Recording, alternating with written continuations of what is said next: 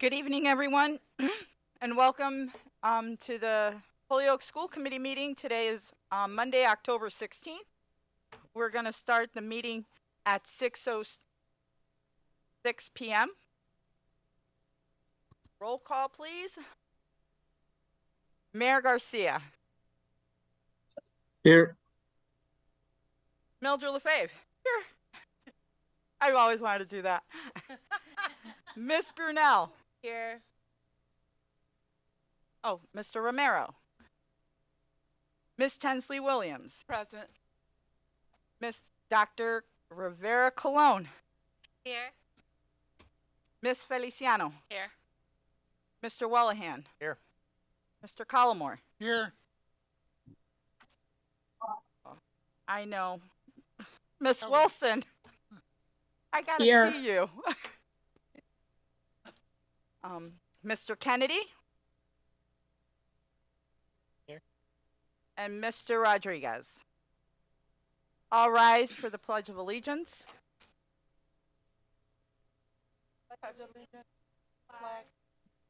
The United States of America, to the republic for which it stands.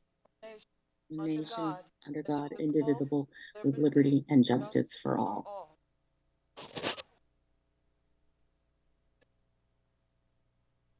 Thank you, everyone. First, I'm just gonna give the basic spiel that we do every month.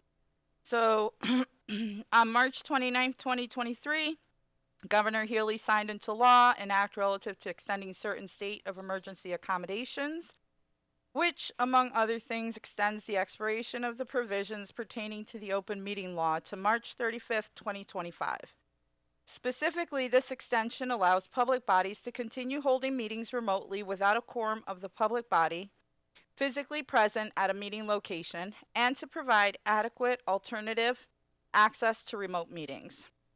The act does not make any new changes to the open meeting law other than extending the expiration of the temporary provisions regarding remote meetings from March 31st, 2023 to March 31st, 2025.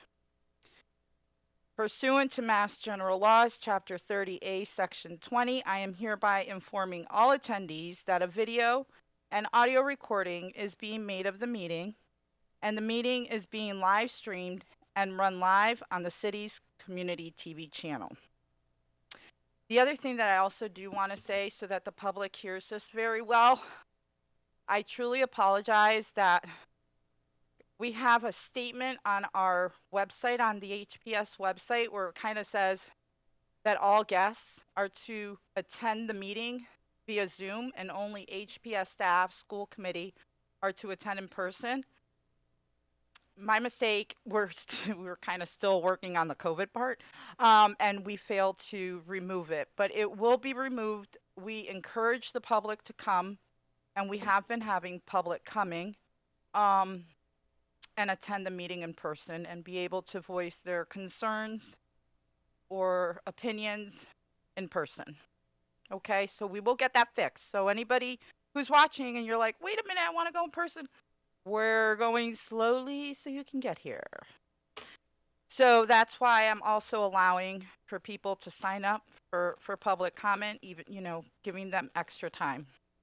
So with that being said, we're going to go ahead and move into the first portion, which is the student showcase, which is the restorative justice program from Holyoke High School North. And I'm going to pass it over to Superintendent Soto to...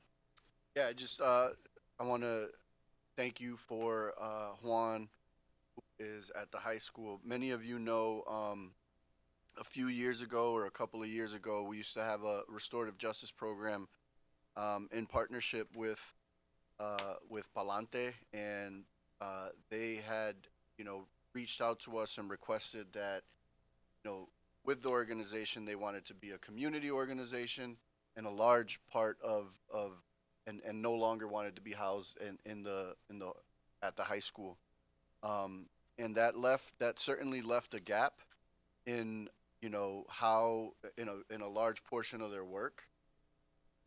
Working with restorative justice at the high school with over 900 students, So, you know, we knew that restorative justice was really important to the school, and we had partnered with our friend Jose Bo over there, and came up with a plan on how we're going to do restorative, continue to build upon everything that we learned with the Palante partnership in restorative justice, and create our own restorative justice program. So we've been doing that in partnership, and we thought it was a really good idea to bring a couple of students that are a part of the process, and Juan, who's also a large part of the process, and Jose in the audience, and Lori's here, to just talk about how's it going and what the experience has been.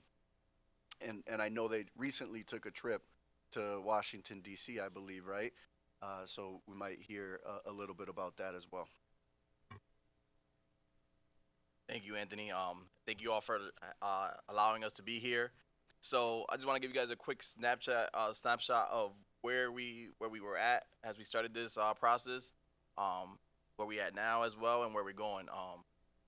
In 2022, when Lori McKenna came to me and said like we're gonna build a restorative practice program at Holokai, I'm like, oh, that's awesome. She's like, I want you to lead it. I'm like, Lori, I don't know nothing about restorative. So she's like, yeah, you do. We're gonna train you. We're gonna coach you. We're gonna get somebody a coach for you. And I was just so excited about the opportunity.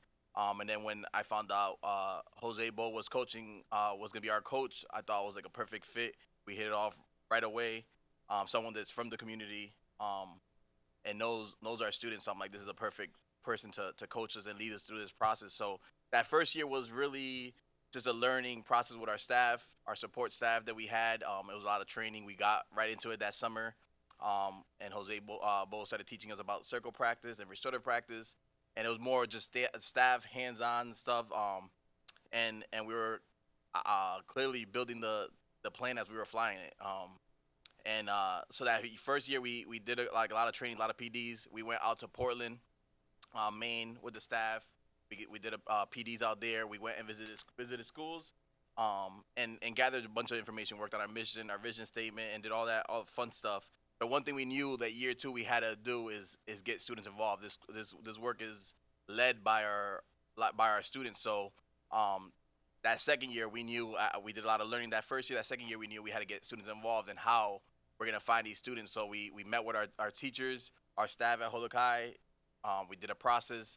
They referred students. We reached out to them in the summer with letters like, you know, your teachers have nominated you guys, and we met with them. And it was a pretty cool process. A lot of kids were interested, and we started training from that first Friday when we got back to school. This school year, and we got the students involved, and we started a 7-step training to get them to be keepers of circles. That first step. So we started it in our high school. And then we just took a trip down to Washington D.C. where they finished the training. We worked with in the University of George Washington D.C. piece. So on nonviolent communication, we did a lot of cool stuff out in Washington. It was definitely fun for our students. But more importantly, like it was a lot of learning, and they all came back certified to be circle keepers, at least to get right into our school and lead that. And then obviously, you know, for year 3, we're looking to expand this into the other schools, the middle schools, Dean, and just keep growing. Like get more students involved. We know that this work has to be led by our students, so we want for sure to get our more students involved, and then expand to the other schools for sure. And I know you guys are here to listen to the students, so I want to pass it over to them. Introduce yourself. I'm Josiah Maldonado. Xander Cruz. So we'll start off, you know, and feel free. I'll ask them just to start off the conversation, and then you guys can definitely pitch in and ask some questions. So my first question is for Xander. When we were driving out to Washington, we stopped in Philly at one of the first jails they did, the Eastern State Penitentiary Jail, to talk about the school to prison pipeline, which is a real thing, right? And we thought it was really key and important for our students to stop in this Eastern State Penitentiary. So, Xander, what were the most striking and eye-opening aspects of your visit to an Eastern State Penitentiary, and how do you think this experience ties into the understanding of school to prison pipeline? Absolutely, like, just the fact that it was such a huge place and it had so much history tied to it, and like just the fact that so many people had suffered so many so much traumas and so much unfortunate stuff that happened to them. Knowing that that was the first mass prison have ever been built was really eye opening, and just overall the atmosphere really got me because it was very heavy and it was very just it aired itself onto me definitely. Statistics on really went to these prisons and stuff, but how it ties to the school to prison pipeline, how and see a little more. Just this might be the place that may that the students may end up if they get suspended and if they get um victim to the punitive punishments suspension, expulsion especially, and all that stuff. um and I think it's very important to tie this work into our schools to avoid that outcome so our futures can shine brighter than how it otherwise would have been if we were to punish so brutally, you know what I'm saying? Because at the end of the day, you know what I'm saying, we're still developing, we're still young, so we obviously make our mistakes. And I think it's important to let our students know that there is an opportunity to change, there is an opportunity to transform and to so weird rebound from that and improve. So Thank you. Jasira, we also visited the Native American Museum, which is where the restorative circle process obviously originated from. So we got the chance to visit that museum. Jasira, how do you think the trip to this Native American museum contributes to your understanding of history, culture, diversity in the United States? Because restorative roots, restorative justice, came from the natives. They created the circles. They don't only use circles for conflict and changing stuff. They use it for celebration. The circle is they use it for multiple things. It's not only just they made it for multiple things. That's what came from culture. It just came from a long time ago. I'll ask a couple more questions, and then we'll open up to anybody that asks questions for them. So Sander, what does the term restorative practice mean to you? it's a great question. I mean, it could be a lot of things, you know. It's a chance to, it's in the word, right? You restore what has been broken. You know what I'm saying? And that might be hearts, that might be minds, that might be a student's or a person's overall person. You know what I'm saying? Really hurt people. Well, and it's important for these practices and these policies and stuff like that to be installed, to restore is, our future and to lock it in and make it as positive as possible. And that is very important. I believe that we will be able to achieve this in our community. And there's a second part to that question. So how do you think it can make a difference in our school and our community? Well, rather than just throwing away a student or say a conflict or a issue, actually having the opportunity to have a conversation with students will be just game changing because these are people. They shouldn't be just treated as just something you just throw to the side. Oh, just throw them out. Push them to the side. When in reality, that probably will do the opposite. It's pretty counterproductive, because we improve with face to face, hey, I believe that, you did what this was wrong, and the entire purpose of a conflict circle is to find a consensus on how to agree on one thing that will resolve a conflict, and without having to again suspend someone or having to just to keep them in school, to keep them focused on their futures and to keep them focused on building a positive overall way to deal with things, and it's definitely a platform to like healthily resolve conflicts instead of resolving them. Thank you. And then the last question for Josiah that I have, like I said, we got to meet with this organization, DC Peace, which was unbelievable. They do protesting, which was like probably one of my favorite parts of the trip. But what did you learn about during the training on nonviolent communication with DC Peace? That communication is key, and communication can help with all different types of things, and that we should have like school should have classes about like non-violent communication, because it's gonna help us in real life and like help us how we communicate to other people and how to approach them in a non-violent manner. Thank you. So I'll just open up to if anyone that has questions for our students, for us. Miss Tensley Williams.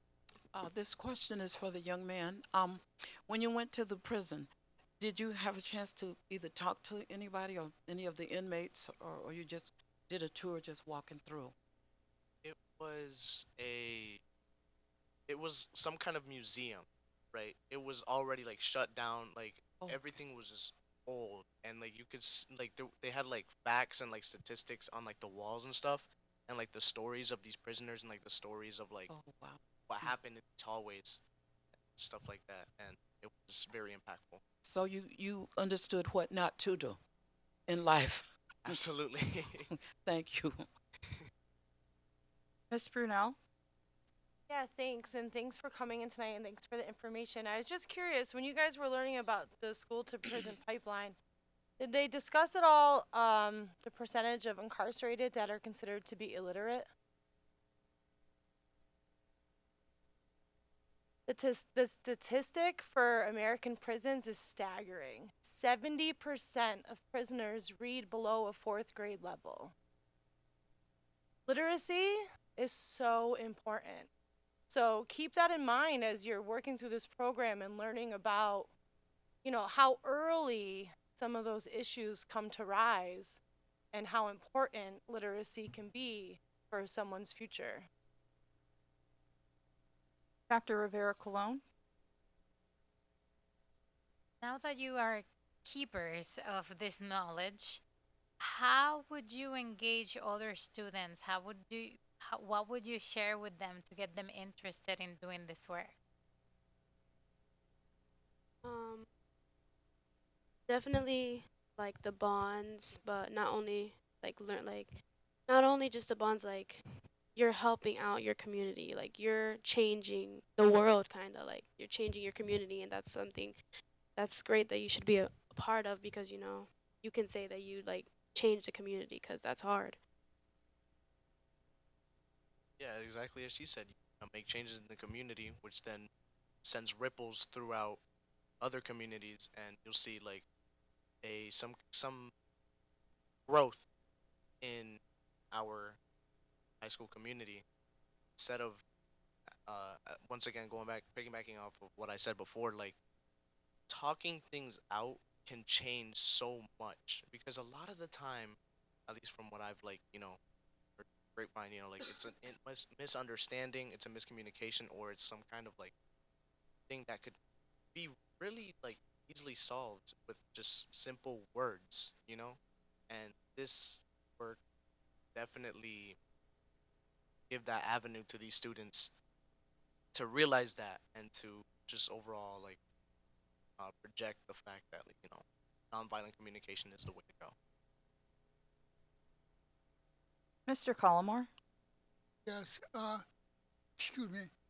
How do you get what you're doing out to the public to let them know exactly what we're doing in our school system to prevent all these problems within not just the school system, but throughout the city?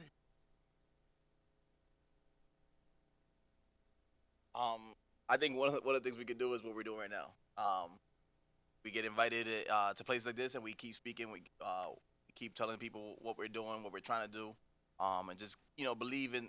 It's something that you gotta you can't tell something that you don't believe in, right? So we gotta keep getting educated on it, and believe in it, and then we, keep pushing forward, getting students involved, getting student leaders like we have right now. Students listen to students. I can tell them whatever I want, but students listen to students. So we keep getting student leaders to keep putting the word out there. And obviously, anytime we get a chance where people want to listen to us, we're there. We're gonna tell them what we're doing. And then obviously with data, we know this works, and when we have the data that shows that it works, people listen to data. So Thing is, went to the Capitol. Did you actually go inside the Capitol? Down and take a tour? We walked around the National Mall and we saw like just, me like that was my first time in the Capitol and it was just incredible. Like it was so beautiful and like just like the buildings and all that stuff like really just amazed me. But we didn't actually get to the Capitol. We walked in front of the White House. We saw what was going on there. We went to the Lincoln Memorial, to the Veterans Memorial, I believe. Yeah. And to somewhere else. It was like just some museums as well around the area. So yeah, go ahead. Sorry. I brought this up. Within the Capitol itself, whoever see the statue, Senator Collins. Because,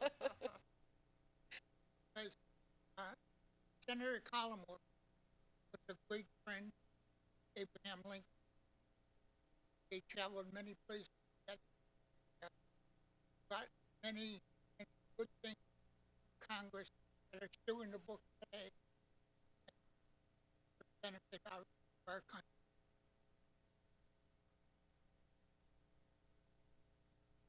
Ms. Feliciano? Thank you. Absolutely amazing. I love restorative justice. It is my big thing. So question, you guys have all this beautiful knowledge, right? And so you're sharing it with students. How has that impacted you with your teachers, administrators? Like, do you guys get to discuss issues that arise within your school, right? Because that's what it's restorative. You talk about communication and it can be handled in such different ways. Have you guys been able to train? I mean, you guys have an abundance of knowledge now, right? Are you able to share that with your teachers, administrators, and stuff like that? That gives me like a better like seeing of how to approach different situations in my life and spread the knowledge that I know so it can help other people, like not only in school but like in their life. So, and we also talked about the 7 trainings that we do. So our students that already did the training will, we're working on getting them credits, and also hopefully stipends to train other students as well. So the first 7 trainings that we did, they will be teaching other students as well in our school to get them trained and caught up to be circle keepers as well.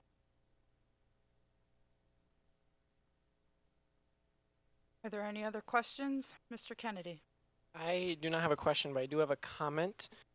This work that you're doing is so very vitally important to our schools because right now students can either be caught in a vicious cycle or they can be booted out. They can be caught in the cycle that is they do something minor and they get a detention, and then that detention is sitting in a classroom for 30 minutes after school.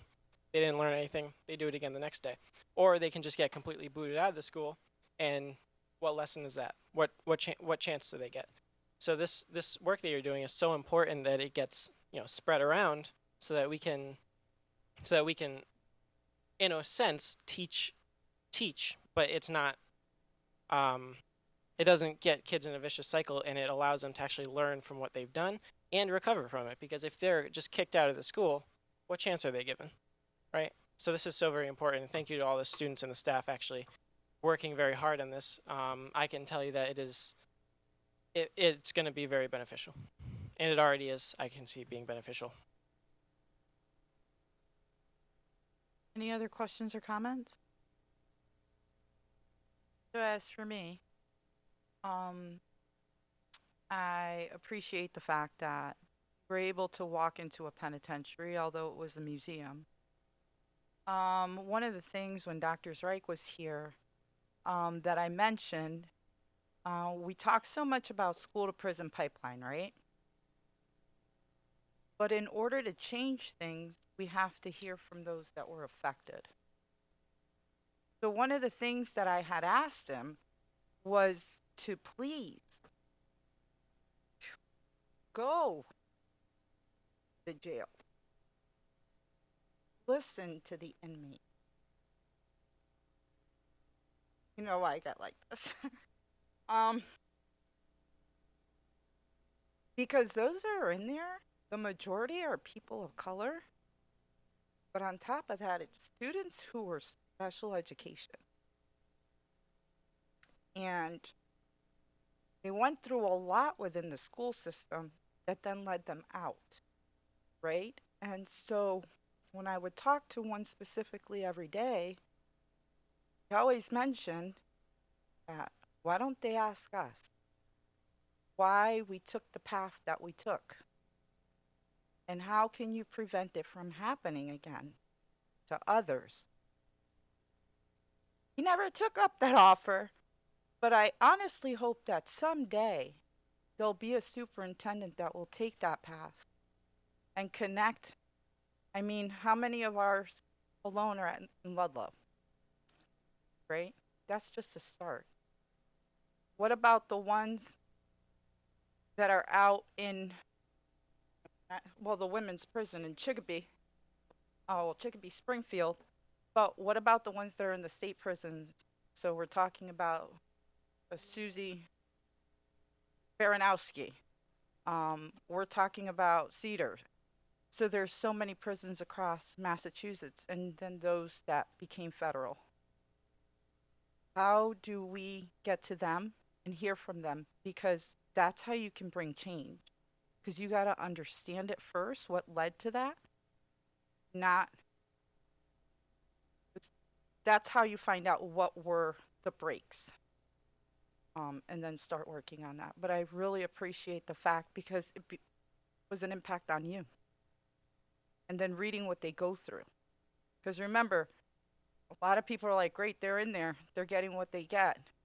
But you're also hurting the families that are at home that suffer every day. Because the families are the ones that wonder, will they still be there tomorrow? So when you're changing that, you're also changing an entire community, not just students, but the community itself, the family. Thank you so much. Thank you. Ms. Superintendent Soto. Yeah, I just want to thank you for bringing that up and mention that we really do have a great partnership with Ed Case and the Sheriff's Department. And you know, I wasn't aware of those conversations, but I'd be happy to see if there's a way that we can make your vision a reality, and see if there's an opportunity for us to partner with the Sheriff's Department. I know that Ed, you know, when you talk to Ed Case, you know, he's so very passionate about why he does the work that he does, you know, why he works. He puts in like an extra 30 hours a week outside of his normal job to do the work that he does. It's because he sees, you know, so many youth in Holyoke fall victim to you know, to their surroundings, and I know this is something that he's really passionate about, and I think that, you know, can actually that happen through that partnership with Ed. And I want to thank all of you for coming. I know it's not hard to get up here in a public forum and talk to all of these people, so I want to commend you for doing that. And I know that you know, you mentioned you know, just starting a program without really knowing how to get started. And thanks, Jose, for your partnership. But you know, under your leadership, I'm really happy that our students are you know, entering into these leadership roles and learning how to do the restorative justice practices at the Holyoke High North Campus. And I would love to be able to spread that. The idea was we want to start it here at Holyoke High, and you know, try to get good at it and learn, and eventually roll that out to the Dean campus, and maybe even further if there's an opportunity for that. Ms. Tensley Williams? Mr. Fave, in answer to your question, maybe we could get started. Bethlehem Baptist Community Church is my church now, 7 weeks. And the pastor, Bernard Smith, he is willing to really to go out into the community. And I think that would help. But we could start somewhere, even if we started at the local jails, then, you know, graduate into the bigger ones. But we got to start somewhere first. So I will get in touch with him, and I think he would love to do what you just said. Thank you. Well, I thank you guys so much for coming here this evening, and we'd love to keep hearing about all the wonderful things that you do throughout the year and on. Thank you so much. Before we close, Absolutely. we're good. Are you sure? Principal McKenna, you have nothing? Please, by all means. So just want to say real quick that clearly we felt we had some momentum last year, and it was really just the adults. And as soon as the students got involved, like the momentum has increased so much. To see what has happened in 7 weeks from this cohort of students is amazing. She's being really humble right here. She led a circle of her peers in a class that needed a reset. I was there to be able to see it, so it was just amazing. So just to see what's happened in 7 weeks and to think about what can happen by the end of the year is really powerful, and I'm really proud of the team. So Great. Thank you. You so much. Thank you guys. Appreciate it. Absolutely. If everybody can just give me a minute while I go grab the public comment sign-in sheet. Oh.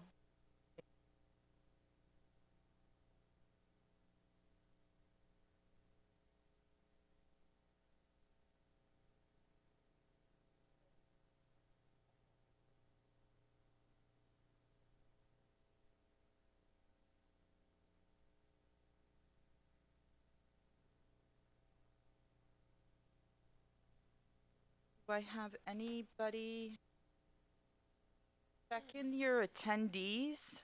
Mr. Soto, and just see if there's anybody that looks like they might. So for those who are on Zoom, if you wanted to speak as part of public comment, I'm first going to start with those that are here in the room. But if you could use the raise hand icon, so that way we can call on you for public comment. So what I ask is that when you come up, just make sure that the button is pushed and it's green, so that way the public can hear you. As well, it's 2 minutes. If you have a longer statement, by all means, you can give it to us, email it to us, so that way we can put it part of our record. So we'll start with the first individual who signed, and that's Meg McGrath Smith. Oh, and I forgot, just state your name and address. I'm sorry.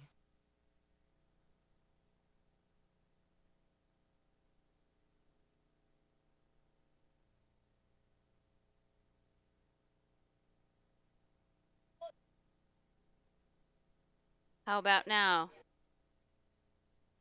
Okay, thank you. My name is Meg McGrath Smith, and I live at 7 Wyckoff Ave.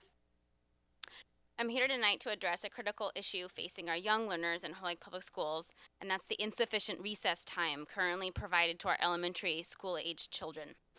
Our students currently receive between 15 to 20 minutes per day. First and foremost, extended recess periods have been shown to significantly enhance the cognitive development in young minds.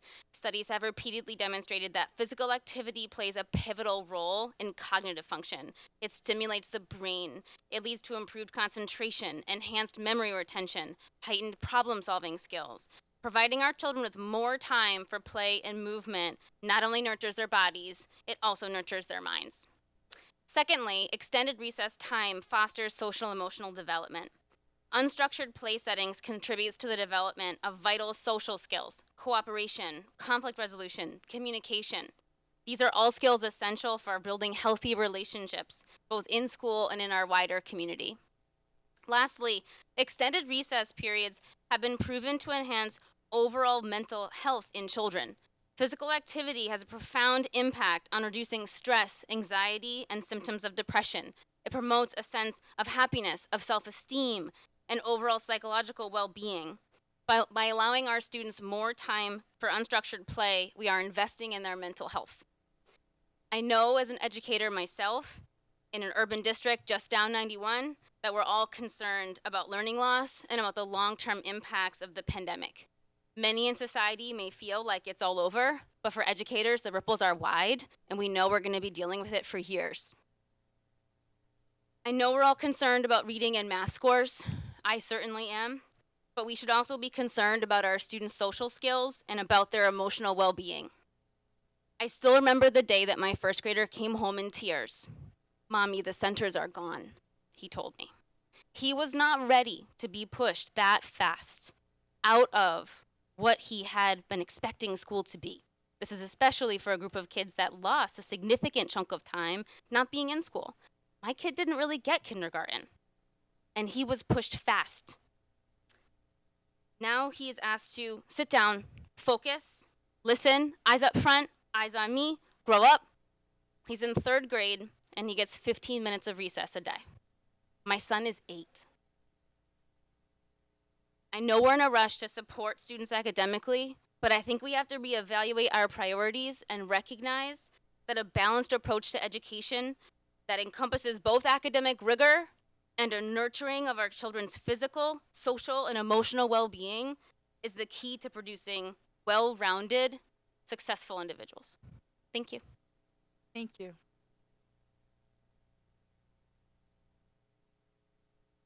Our next guest is Latasha Hinton, correct?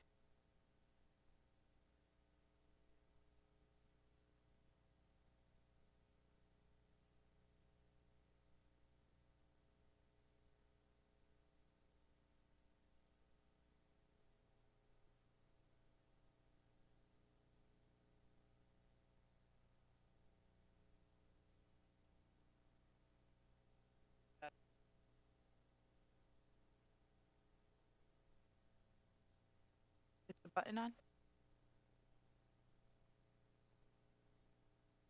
Hear me? I said my name is Latasha Hinton. I live on 37 Clinton. I'm just going to read the email that I sent earlier today addressing my issue. It was involving racial sensitivity and training, and I had stated that I am currently an HPS parent with children enrolled in Ian White, Sullivan Middle, and Dean Tech. I'm reaching out to you in hopes that someone can shed some light on the issue of racial sensitivity and the incidents that have occurred in the last couple of weeks regarding students on the bus from Sullivan Middle School, the use of the N-word, and the protocol for incident reporting. Follow-up and obtaining footage from Durham Bus Company and everything that's involved. I have already made complaints with Durham, Sullivan, and Dean at the school department. I feel like my concerns are being swept under the rug to a certain degree, and I am in need of resolution and more help. My daughter's safety and comfort in her own school, on the bus, and in general, at her bus stop,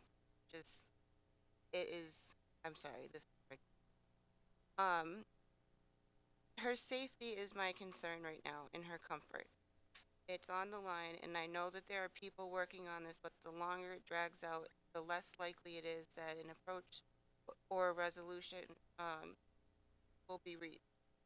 I'm reaching out to you for additional support. It's been 2 weeks now since this started, and I know that in talking with the school, the major issue they're having is getting the footage from the bus company. They asked for it and they still don't have it. Punishing a kid for something that happened months ago because you can't get the footage is not helpful. And when I spoke with the school, this is not the only open case they have that they're waiting for footage on for any issues. They said that it's been historically a problem getting timely responses from the bus company. I placed a complaint with them, with the school. I've had to go up to the school to be there when my daughter arrived at school getting off the bus. She's had to have her phone on so that I can hear what's going on in the background so that she feels safe.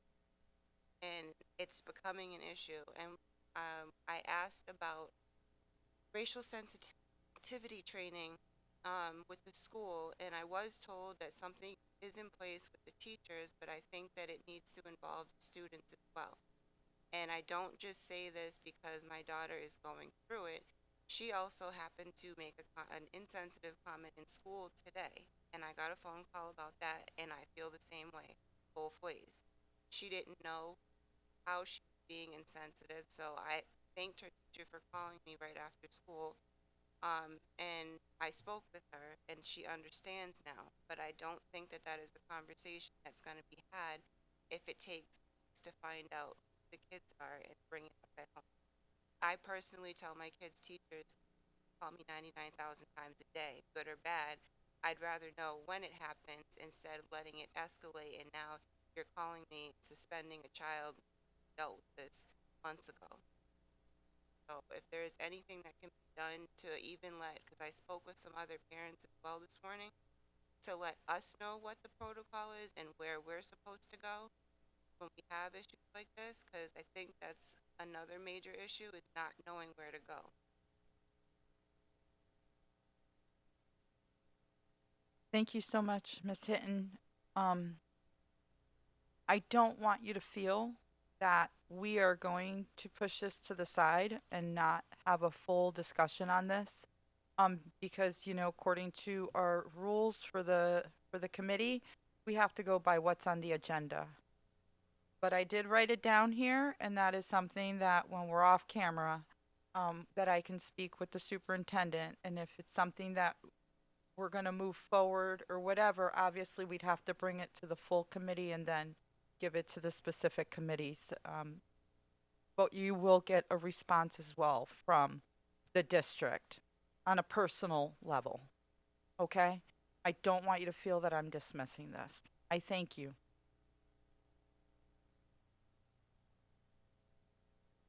We're going to move on to the student reports. Mr. Rodriguez.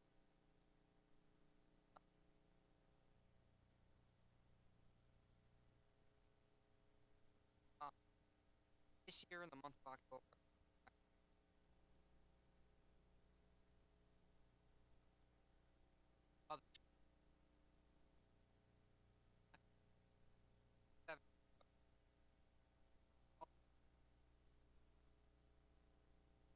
last Friday,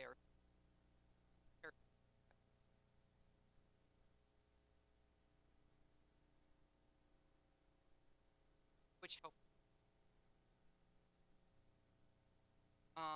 This coming Thursday, we'll have a night event. Some faculty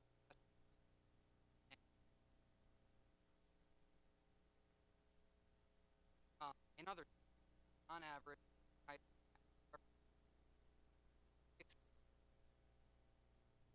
talk about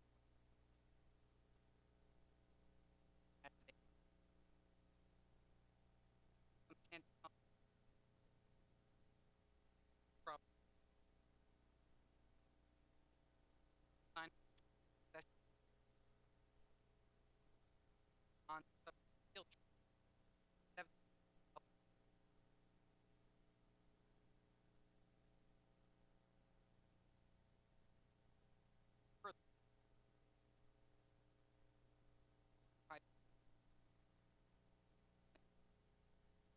My apologies. They can't hear you.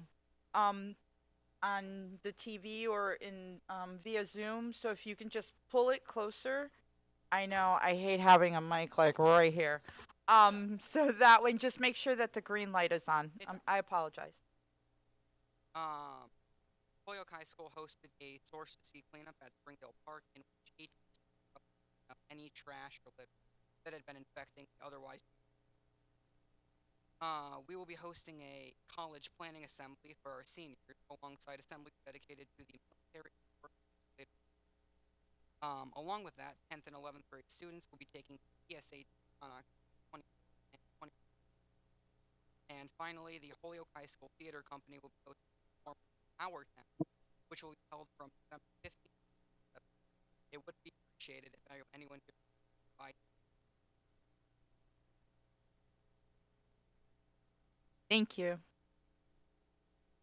So if everybody, when you're speaking, just make sure to bring it up to you. I know sometimes we talk from here. Some of us have loud mouths. But anyways, and but just bring it up so, because I'm getting a lot of messages just saying that they can't hear or it breaks up, and so they kind of miss the stuff, and we don't want anybody to miss anything that's happening. Next is Mr. Kennedy. Okay. First things first. On October 13th, better known as Pink Out Day, we brought awareness to breast cancer alongside the STEM Academy. Staff and students wore pink as well as wrote messages of hope and bravery, which are posted on the window of the Skywalk. Pink Out Day was planned by our FACE coordinator with the assistance of our wonderful student government. Next, on Wednesday, October 11th, we held our Hispanic Heritage Showcase representing 21 Latino cultures, with poetry, dancing, and fashion being the main attractions. Next, our 9th grade students are on their second round of exploratory. Where was I? Second round of exploratory, in which they spend a week in their top 4 picks before choosing their final choice. The class of 2026 will be hosting a school dance on October 27th, right here at Dean. Student government will be representing Dean at the CPAC HPS Trunk O Treat on October 25th. The theme has yet to be determined. It might be Shop Zombie or Nightmare at Dean. This year's yearbook theme is Insta Dean, which is a play on social media. To add to the theme, the baby page is a MySpace design. And finally, be sure to follow us on Instagram at dean.campus for our latest updates on all of these events and anything else going on in our school. Thank you so much. Does anybody have any questions for either Mr. Kennedy or Mr. Rodriguez? Great. Next on the agenda, Ms. Brunel. Yeah, I'd like to make a motion that we take an item out of order. We have a few members in the audience here to speak on the letter from parents about teacher retention. So I'd like to see us take 6D out of order so that all of those folks can go about their evening. Good? So there's a motion to go out of order, and so we have it. I'll second it. Okay, one moment, because so the motion out of order by Ms. Brunel, second by Ms. Wilson. Oh, it was you, Miss. Oh, I'm sorry. Second, Mr. Wellahan. Okay, I need a roll call, please. Mayor Garcia. Yes. Mildred LaFave. Yes. Miss Brunel. Yes. Miss Tensley Williams. Yes. Dr. Rivera Colon. Yes. Miss Feliciano. Yes. Mr. Wellahan. Yes. Mr. Collmore. Yes. Miss Wilson. Yes. Motion passes unanimously. So we'll go ahead and move out of order and start on the letter from parents about retention. Miss Brunel. Thank you, everybody. So this was brought up on our last agenda, but we moved it to tonight to allow adequate time. So back on Wednesday, August 23rd, some of the parents that you see sitting with us tonight, and we'll give them a minute to introduce themselves in a moment, sent an email to the school committee basically with the results of a survey they did amongst our teachers and staff about teacher retention. And I thought that they had some really great talking points, and it would be a good opportunity to bring those folks in. I know since the first email has gone out that there's been a meeting with the superintendent. I know that the district looked into launching a teacher retention, I don't know if committee is the right word, but a cohort of folks to study that. So this is just such an important issue, not only here in Holyoke, but across the state. But specifically here in Holyoke, I know my son himself is on his 3rd math teacher just this year. So it's really important. So I would like for you 3 ladies to have the opportunity to introduce yourself and then let us know a little bit about what you sent to us and how that came about. Do we have Okay. to spend that? Exactly. Okay, so if we could have a motion, or I'll make a motion, sorry, I'm not the chair, to suspend the rules to allow the creators of the email and the survey to speak about what they've done. So Ms. Brunel made the motion. Second by Ms. Williams. Roll call. Mayor Garcia, Yes. Ms. LaFave. Oh, sorry. I'm like waiting for somebody to respond. This is not going to work. I'm sorry. Yes. Ms. Brunel. Yes. Ms. Tensley Williams. Yes. Dr. Rivera Colon. Yes. Ms. Feliciano. Yes. Mr. Wallahan. Yes. Mr. Collmore. Yes. Miss Wilson. Yes. Motion passes unanimously. Welcome. Thank you for having us. My name's Ashley Tyler. I've had a child in district since January of 2015. My name's Anna Regali. I have children, a 5th grader and a kindergartner in the district. I'm also a district employee. I do want to say that we're here also representing the other 22 parents that were involved in the surveying and the letter. I'm Isaka Axelrod. Am I okay with Mike? And I have 2 kindergartners and a 3rd grader in the district. So a little bit about sort of how we came together, and I think, Erin, in some ways your anecdote is exactly what it was. For many of us, beloved teachers were leaving at the end of the school year, and our kids are like, why don't I get to see Mr. and Miss so-and-so next year? The kindergartners were starting school, and 3 weeks in, have a teacher, 4th graders. And so a lot of this, I think it's not just that we were upset, I think our kids were feeling it. And so as a group of parents, we started to talk about it. A lot of it came together sort of informally through our personal networks. But over time, we realized that we actually wanted to try to do something a little bit more formally. I will say some of the parents in the group are also work in the district. So sort of dual role, both parents and then work in the district in a variety of capacities. So we started through some informal conversations over email primarily, and one of the things that we came up with was why don't we survey teachers to get a sense of what are their needs. So we created a survey, a Google survey, just for I'm a researcher, so this is how we did it. We created a Google survey. A lot of the questions we sort of piloted with the people within the group who are also work in the district, and we created 2 different surveys with some overlap. One was teachers who currently work in the school district, and then we also wanted to interview teachers or survey teachers who've left the school district. So the questions were, we had questions of sort of yes, no, does your job currently feel unmanageable? We asked them, have you considered leaving the school district? We asked them, why do you stay in the school district? For those who left, we asked, why did you leave the school district? And then we asked, what are the primary factors from a list? And the list we compiled, again, with input from people from the district, contributing to work dissatisfaction among teachers and sort of are making you consider leave. And then we had quite a few open-ended questions. In your own words, what are things that make you most unhappy about your job? What makes or what things make your job unmanageable? What changes would you make to make your job more enjoyable or more manageable? And then we also asked is there anything else you want to tell us? So we sent this survey out.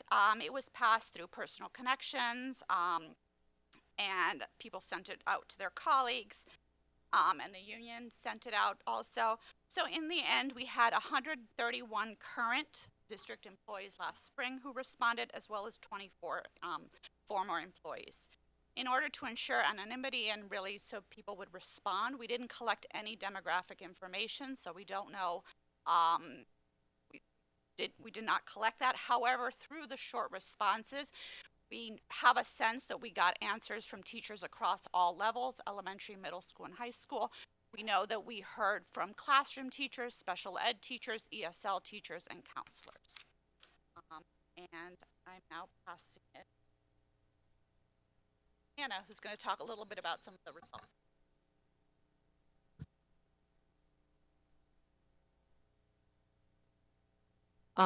It's okay, I think. We can get close. Okay, so I'm going to share some of what the data said and the requests that we made.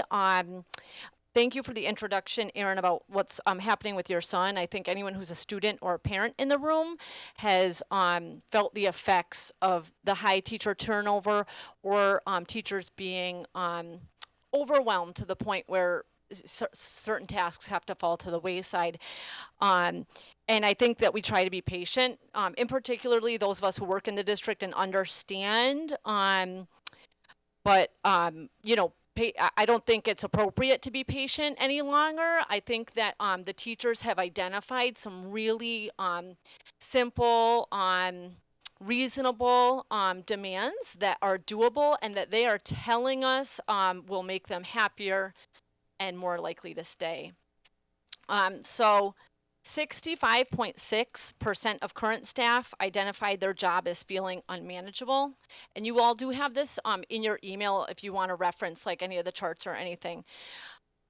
Okay, 83.2% of staff currently employed said they had considered leaving the district. Some of those have since left. For example, Lawrence had 4 teachers leave very recently. And then I have to pull up my phone for the rest. Okay, what changes would you like to see made? So the top 4 on the list, the one that we saw most often was around PD. They identified less PD, differentiated PD, asked teachers what they want for PD, and less robotic. The next was increased pay and improved benefits. In particular, sick time was cited because currently teachers earn 1 day a month, so you come in with nothing. If you do get a COVID, you can borrow from your future, but for most people coming off of COVID, we're left with nothing or very low unless they've been in the district, 10 years or whatever. So that's been tough on people taking on plenty of unpaid time. Given that our school year is longer and our school days are longer than neighboring districts, they felt like that pay and benefits could better match the increased workload. The next most popular response was light in the load, and this came in a number of different forms, like more time to complete tasks being asked of me, more time to prepare for my class, less PD and more teacher work time, both on those PD days that happen during the week, but also on the full PD days that happen over the course of the school year. And then next, a clear ladder of consequences for students and administration follow through on those consequences. Behavior was cited as one of the biggest challenges of the job. And then to answer the question in your own words, what things make you most unhappy with your job or what things make your job most unmanageable? The top response here was inadequate response to behavioral issues. And the second one, very close, was too many observations per week / not given any ownership over my teaching / feeling micromanaged. There was we didn't share with you all the individual responses. We did share that with district administration. We took out any identifying information before sharing that, but there was a trend of not feeling trusted to do the work that I know needs to be done for the students in front of me to meet their unique needs. Relay, which is the district's current instructional tool, I guess, I don't know the exact word to use, was mentioned 73 times in the survey as overly scripted teaching and involving excessive observations. And part of the excessive observations teachers were unhappy with the fact that it left administrators less available to support other things going on. But they felt that the relay was taking up a lot of the time, both during the day and in the PD. Next up was too many demands / too much work with inadequate time, leading to overworked staff and burnout. We did hear burnout a lot, having to cover other classes because of the lack of substitutes was also playing into that burnout. And lastly, constant changes in schedules, school days, and initiatives. So those were our most common things. There was a lot of other data. And so the suggestions that we made to the district that we felt would get at some of these things were to eliminate or adjust the relay initiative, if not possible to eliminate, limit it perhaps to new teaching. That is something that district administration said they could look into, possibly differentiating it for more experienced staff. The reason why is because it takes time away from administration, limiting their ability to support and run the school in other ways. Teachers are requesting more autonomy, and they're requesting more content-specific professional development. 2, teacher work days to replace some of the PD days and PD afternoons or mornings, depending on what school you're at. Cut back on the number of extended afternoons or mornings at the elementary level. Why? One of the primary concerns of teachers is not sufficient protected time to prep, and burnout is cited as a primary concern. 3, prioritize the hiring of substitutes, pay more money for substitutes. And in our meeting, it also came up that simplifying the application would be part of that. And that was something that district administration felt like they could look into as well.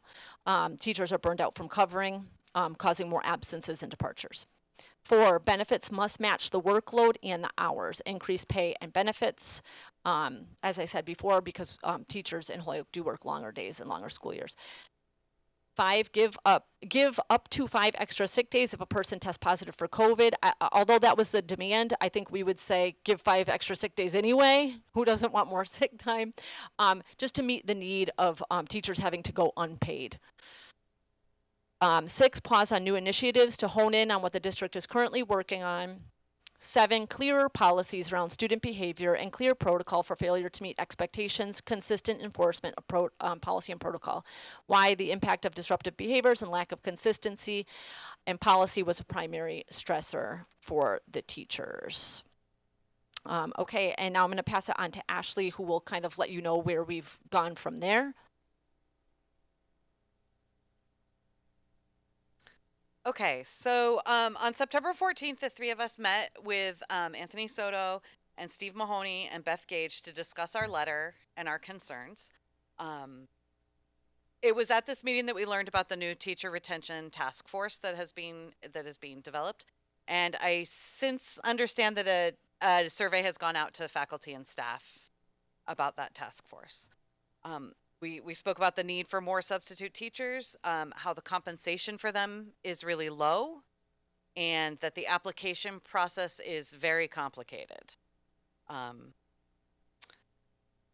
One thing we learned is that the district includes staff such as counselors in their retention numbers.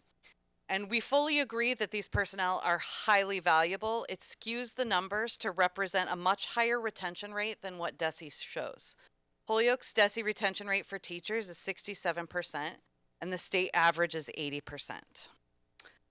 We discussed the benefits and shortcomings of Relay.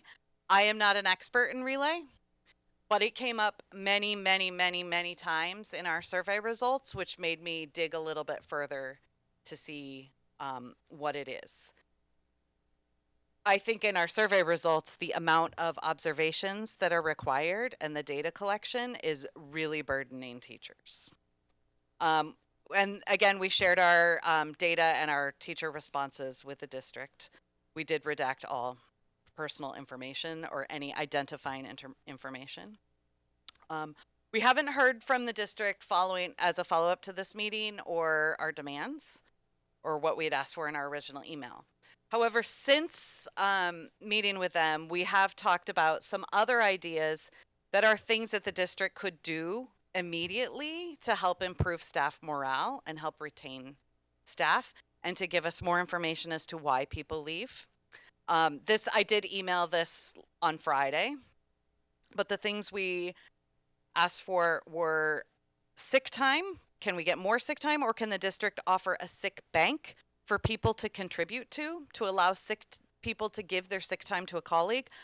I guess this used to happen in district, that you could gift your sick time. Exit interviews for staff. Some districts have an automatic exit interview with all teachers are leaving. We are suggesting that HPS do this and not just on request. Exit surveys and interviews for families. interview or survey families leaving the district to understand the biggest frustrations or reasons why they are leaving. Ensure that deans and admin at all schools know that teacher prep time cannot be taken for substituting in other classes or other tasks. We've been told that this happens at some schools. Accept applications via SchoolSpring and not only through Talent Ed. This is what most districts use, and having a separate application is one more deterrent that prevents us from getting applicants. So, how the school committee can help us. Because Relay came up so often in our survey, we think that the school committee can find out what the district spends on Relay and analyze whether the cost is worth the benefit. Figure out what is actually being taught during Relay. Some of the classroom management practices that Relay promotes may not be supportive and culturally sensitive to communities of color. School committee can push to restructure the substitute pay. Currently, it's $90 a day, less than $13 an hour, for a challenging job with no benefits. It is graded, so people with different experience can get different pay levels. I did specifically ask for myself. I have a master's degree. I'm not a certified educator. It would be $105 a day for me. So that's $15 an hour to come and substitute. For 3 days a week is what the commitment ask is for no benefits. So I think this is something we could really change to really encourage people to sub in our district. Ensure that teachers are not asked to cover classes during their prep time, and if you could support the initiative for exit interviews for both teachers and families. Ask why they are leaving, especially mid-year. We know for a fact that a lot of them leave for better pay elsewhere.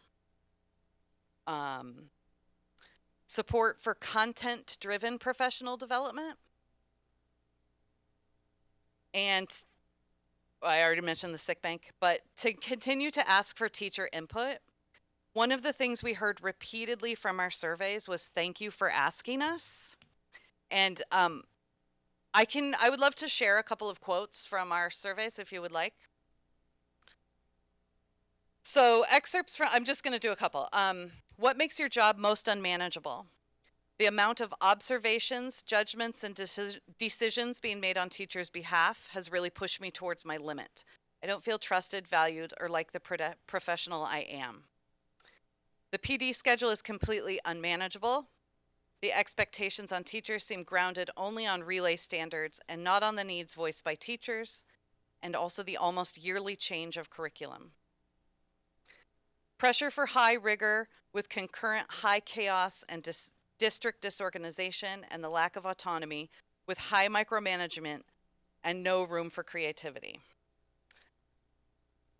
What changes would you like to see? Less micromanaging, less testing, more trust in teachers, licensed, experienced, capable professionals. Better school buildings, higher pay with better benefits. Less PD about data and more PD about classroom management strategies, de-escalation strategies. Relay is not the way. Reading from a script is not the way. More of the same means more of the same.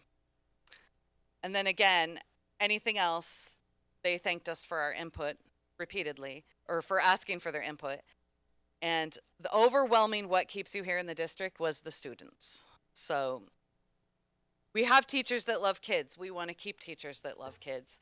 And Anna found this quote recently and sent it to us that you can't put children first if you put teachers last. So we want to put teachers first and support them and help keep teachers in district. Thank you. Is there any way that I was trying to write, but I can't write that fast. But you had brought up, like, you know, you put down how on September 14th you met with so and so. So you must have something already typed up, maybe, that you could send us. Sure, I'd be happy to send this to this. So that way, because it's about accountability follow up. Yep, In order I'd for be happy me to email remember. this to you. Great, thank you. So I'm sure I have questions, and we'll start with Ms. Brunel. Yeah, I can't thank you guys enough for your time and energy put into this. I say all the time when people ask me, like, what are our lackings in Holyoke? And it's parent involvement.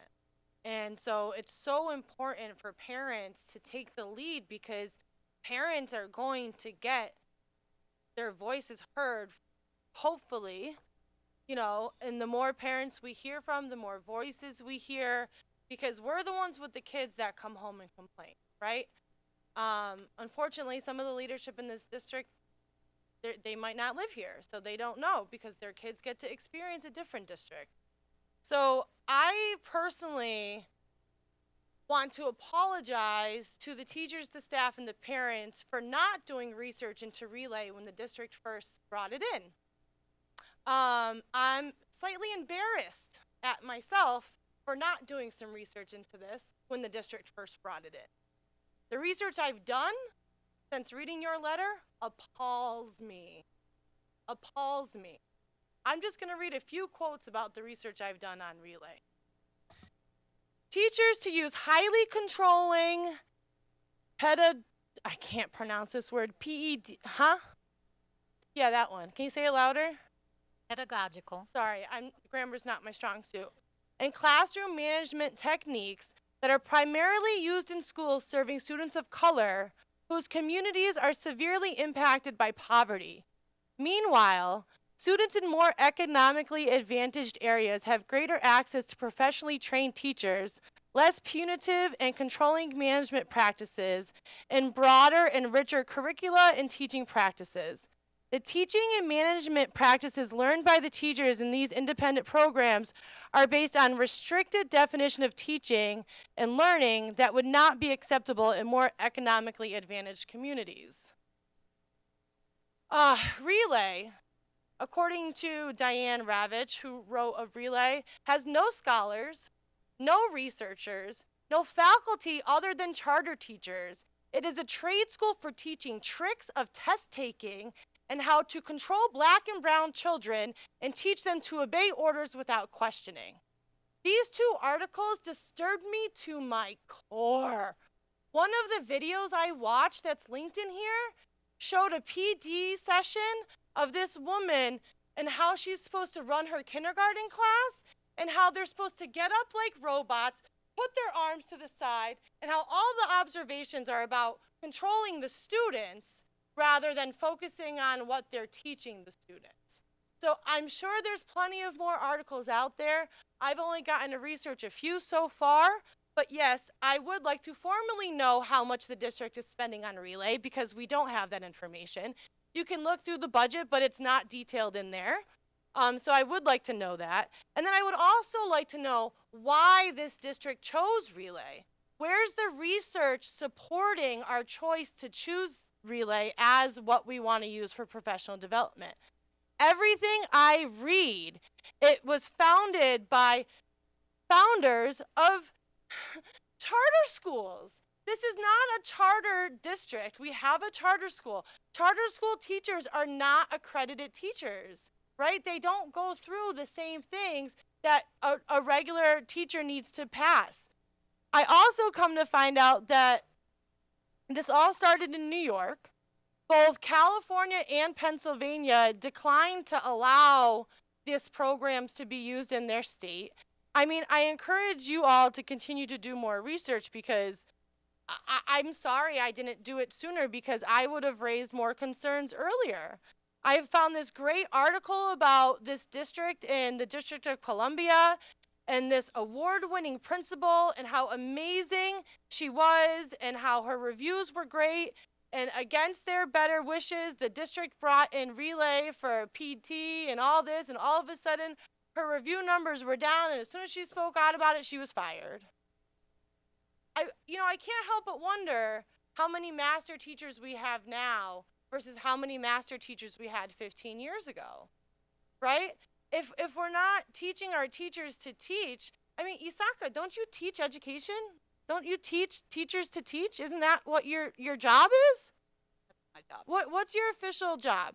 I'm a professor, associate professor in the College of Education at UMass, and I work in the early childhood and elementary education program, preparing teachers. What do your fellow scholars think of programs like this?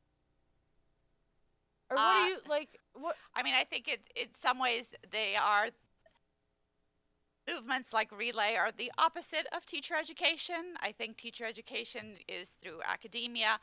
I will say that we know that within teacher education there are flaws in our programs. We know that we need to adjust to. We need to adjust because in many ways universities have been gatekeepers, and we know that many times we struggle to prepare teachers of color. We know teachers of color struggle to pass the MTELs.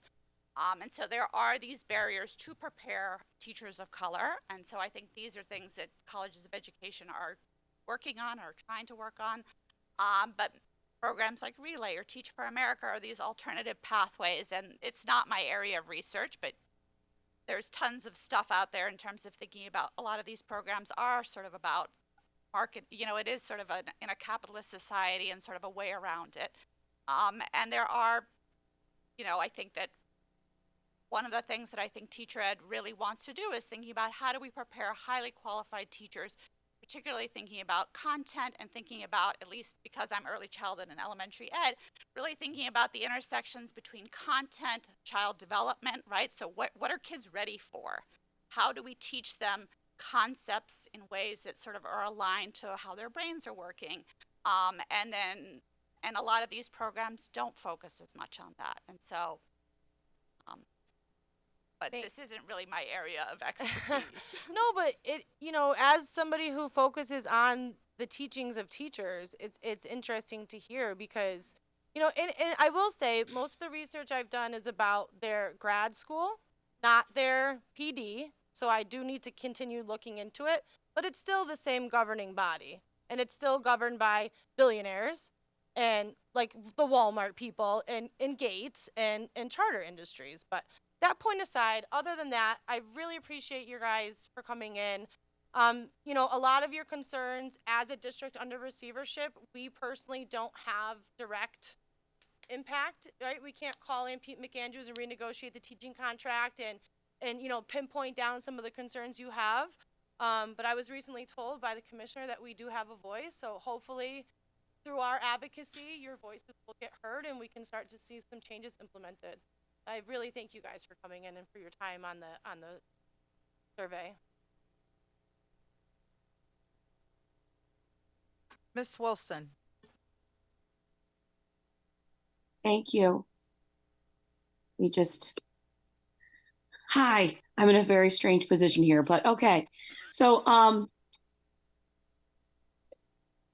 when I first got your letter, I was extremely concerned on so many pieces that you brought up. And I think what I have found as someone who started out in Holyoke Public Schools who left is that so many of our teachers who have left are probably the most respected educators in their new school systems. And they are recognized for their skills. I believe that we currently micromanage our teachers. We don't give them the autonomy that they deserve, especially for those teachers who have been here for quite some time and know what the expectations are for our school district. I do not think that any teacher who is currently employed in Holyoke Public Schools would be able to honestly answer their principal or any questionnaire saying that the number of observations are acceptable because they would fear retaliation. I also think that, and I'm going to be just really honest, I think ever since receivership came in, our numbers about student incidents and issues are not accurate. I believe, and I'm going to use my favorite term, it's a dog and pony show. I don't believe the data is going in to track incidents. And I believe that is probably the number one issue why teachers are leaving the district, because our students are not held accountable. Let me repeat that. Our students are not held accountable. one of the major things that we need to do as a district is to educate our students in order to have them become good citizens, good employees, good leaders in the future. And I believe accountability is a huge issue that is not addressed on a consistent basis within our district. I know myself, I worked in a district where I did have the donut assistant principal, where when the students were sent there, students did leave with a donut or with sugar of some sort. And I think we need to really focus on listening to our teachers. And I'm so thankful that you brought this up, because now there is an avenue. I am part of the new retention work group. I also believe that I think it's a crime, personally, that we have not been interviewing teachers as they have left our district. Because I'm going to tell you why. We all knew why, and we didn't want to hear it, because then we'd have to do something about it. And so I would just like to end with the fact that the working group, it was a very positive experience, our first meeting. We appreciate the fact that we are being able to, discuss this very difficult and challenging time, not only in Holyoke public education, but throughout our country. New teachers are lasting a year or two, and then they're opting out of education based upon the ridiculous expectations that districts are putting on them. We would never treat any other highly educated individual the same way we treat our educators. And that's all I'm going to say. So thank you for allowing this discussion to happen by your initiative. Thank you. So I just need a clarification from you, Miss Wilson. Because I'm not too in tune with all those things you used, but what do you mean by a donut? Like, you mean a physical donut, like from Dunkin' Donut? Yes, a literal donut. And Yes. a bag of sugar? Yeah, and candy. Yes. Oh, okay. Sorry, just want So to make sure. no, I don't know there's a if it joke meant in- something else, No, and I there- just wasn't. No, there's a joke in education about Okay. difficult kids get sent to the assistant principal's office or, dean of students, and they come back with a donut. So then more kids want to go because they wanted the donut and get out of class time in order to Gotcha. have a fun conversation. Got it. Thank you. I have my moments a lot of times. Miss Tensley Williams. This question, the young lady in the middle, I forgot your name. Isaka. Okay.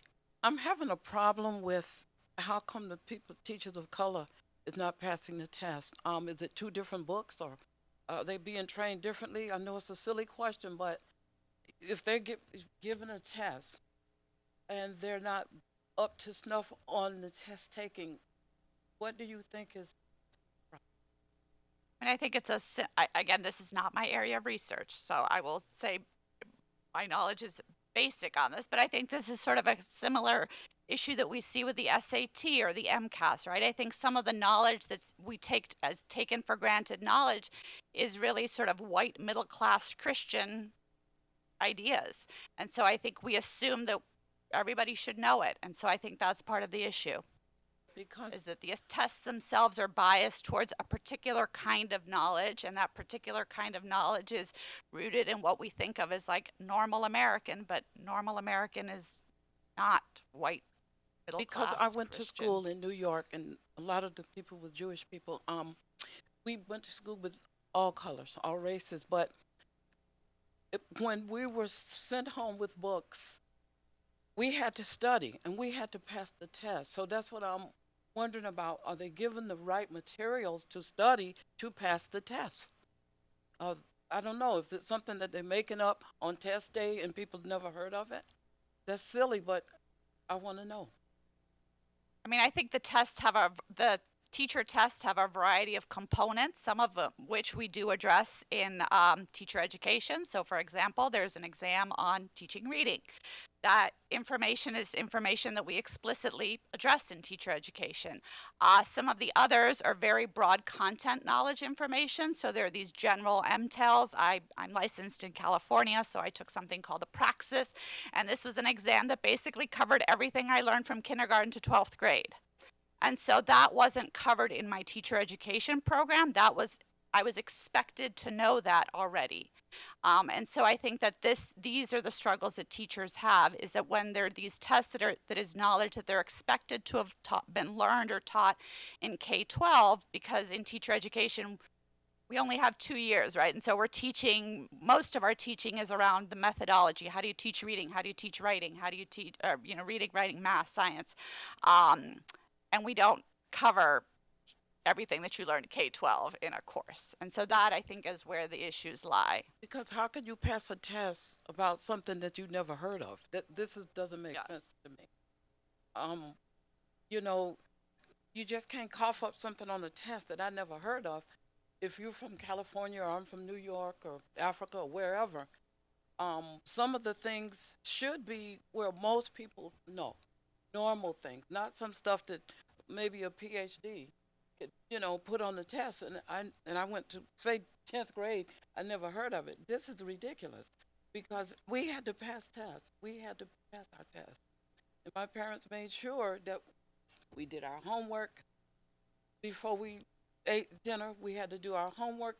The teachers would spring a test on you the next day. And if you didn't really read the subject, you're not going to pass. It kind of upsets me a lot of times when they say people of color are not passing the test. That bothers me. Yes, it's a problem. Thank you. Okay, Mr. Kennedy? All right. At the beginning of the first school committee meeting of the year, we were given statistics about how many empty positions that we had. That number, even though it was shown as a positive thing because it was less than last year, was appalling. Now we know we are at risk of losing so many more teachers, and it's just absolutely crazy. On top of that, teachers I see in my school, teachers are slammed with a lot of work that they didn't sign up for. For example, a member of my leadership team who is literally responsible for keeping our school operational is teaching a class. We just hired another new member of our leadership team. Her class was passed down to someone else. It wasn't hired. It was just put on the shoulders of this teacher. Not to mention, teachers are going around teaching things that they have no idea, they don't know, but it's not their area of expertise. You could be a teacher from culinary teaching an English class, right? Another topic that was brought up was that the teachers are very, very much controlled in this district because on top of the curriculum constantly changing, if teachers don't teach directly to the curriculum, then when they are evaluated, which happens quite frequently, there are very often visitors in my classroom, they get a bad evaluation. I'm going to use a personal note from this. I am terrible in math, absolutely terrible. And there was one single teacher in 4 or 5 years that was actually able to teach me something. And last year, when he was evaluated, he got a poor evaluation because he didn't teach directly to what the curriculum dictates, which is absolutely appalling because if it wasn't for him, my MCAS scores would be a heck of a lot lower. I might not even pass the MCAS. But it was him who went outside of that curriculum, outside of the one that was directly fed to him, and it is thanks to him that I actually was able to do that. Teachers are the main thing. If every teacher just walked out, school would be shut down. Nothing would happen. The whole country would be shut down. So I can't have everybody else making a comment, so Yes. I'm sorry. only I'm Mr. Kennedy. I'm almost done. He's got the floor. We really need to get on top of this because if we have another influx of teachers leaving, then what's the point of keeping the schools open? Thank you. Thank you. Mr. Collmore. This whole subject going to be referred to a committee as soon as possible? We haven't gotten there, and I don't know if there was a committee that you might have thought of. Did you think of a committee and what the purpose would be for? No, I can't think of a committee offhand because we have a lot of committees to deal with. But it's such an important thing that we have our teachers coming here before us complaining about everything going down the road, and we haven't heard a thing about it. Why? If all this stuff has been reported, when was it reported? Well, this particular survey, we did the survey in the spring of last year and took the summer to compile the data and make the demands. So the survey came about not from things we were hearing from teachers, but from departures of teachers that we were seeing as parents. Teachers quitting, etc., the school being understaffed. We said to ourselves, what's going on? Let's survey the teachers. And that happened in the spring. And just an FYI, the letter then came, and I believe it was towards the end of August, Yeah. correct? Correct. And then that's why we put it onto the agenda in September, but then, or we didn't, or something to the nature, but we wanted to make sure that they were able to attend, so we put it on for this meeting. We tabled it last month, and here we are, we put it, so, the letter, you should have received it back at the end of August. Oh, you don't have email, but you would have gotten it in your packet. Did this letter go to the superintendent It did. for discussion? Yes. We sent it to the school committee and at the same time the entire district cabinet. Yep, it was by email. Yep. And hard copy. Yep. 'Cause, I'm hearing about school buildings. I have no idea what you were talking about of condition of our building.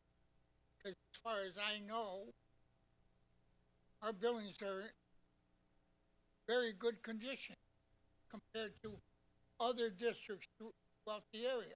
Just to clarify, that was one comment from one teacher that we just took a quote. The main ideas were were not about the buildings. He was That's why I want to find out what you're looking for.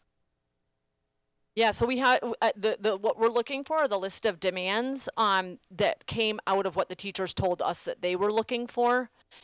And so they were around, sick time, more work time, more substitutes, better benefits. So we have a list of demands based on what the teachers felt would keep them in the district and make their jobs more manageable. One of you people mentioned that the conditions of our school building. So I want to clarify. I'm sorry that we mentioned that. It's creating confusion. But that was one comment that one teacher put in the survey, and we happen to have quoted her. But that was not one of the most common themes. So I'm sorry about that confusion. Yeah. Dr. Rivera Colon. Well, again, I know that you've heard this already, but thank you so much for putting this together. I think that the fact that the data was going to be collected by someone outside of the district made it an honest set of answers. And the demands, I know that this is going to take planning and it's not going to be solved quickly, right? Like we're talking about budgetary concerns and rethinking PDs and all this stuff. I am hoping and I'm confident that we can do something, that there's ways for us to be able to address those problems and help retain our students. In the creation of the solutions, I also hope that we learn from the students who came here tonight talking about restorative justice, because the school to prison pipeline is real, and a lot of the things that are going through this are reinforcing that. When we're talking about Relay as a way for curriculum and keeping the teachers to that curriculum. The way that I've seen from the limited research that I've done, because I haven't really done a deep dive, I just did a search to see what was up. And a lot of it is compliance over education, which that's not what we want to do and not what we want to teach. It's not about conforming, it's about really learning what are the tools for the future. And we also have to be careful because the other thing that is being asked is also compliance. It's about student behavior, reinforcement of policies, making sure that there's follow up to that as well. So if we are learning from what our students are doing and we can train everybody in restorative justice, being able to make sure that there are consequences, but that they're restorative consequences, not necessarily punishing, and not having a learning component with it. Because as I always say, there has to be a learning component in everything that we do in a school building. It shouldn't be just something because there has to be a consequence, but something that it has a lesson behind it. So that's, as we're looking to the solutions, I hope that that's still at the forefront as well. And thank you so much. Mr. Rodriguez. Hi. I just want to add on mainly to what Mr. Kennedy had added about teachers having other roles forced onto them that they didn't exactly sign up for. As I know an example of at Holyoke High, we have a teacher who signed on to teach algebra and is now a month into teaching an advanced placement physics course, which there's a bit of a difference there, and he was definitely not prepared for that. However, more importantly, I just think it's important that we have these teachers stick around, past their initial years, as it can provide a bit of a moral boost to these students who come back for another year of learning and see these familiar faces and just feel a sense of comfort. Thank you, Mr. Rodriguez. Mr. Soto. Yeah, I just want to thank you all for raising these issues. We at Holyoke Public Schools share the same concerns around retention, and I'm really looking forward to the work of the retention working group. They've already met twice. This is an important artifact that we're gonna that we're gonna also use.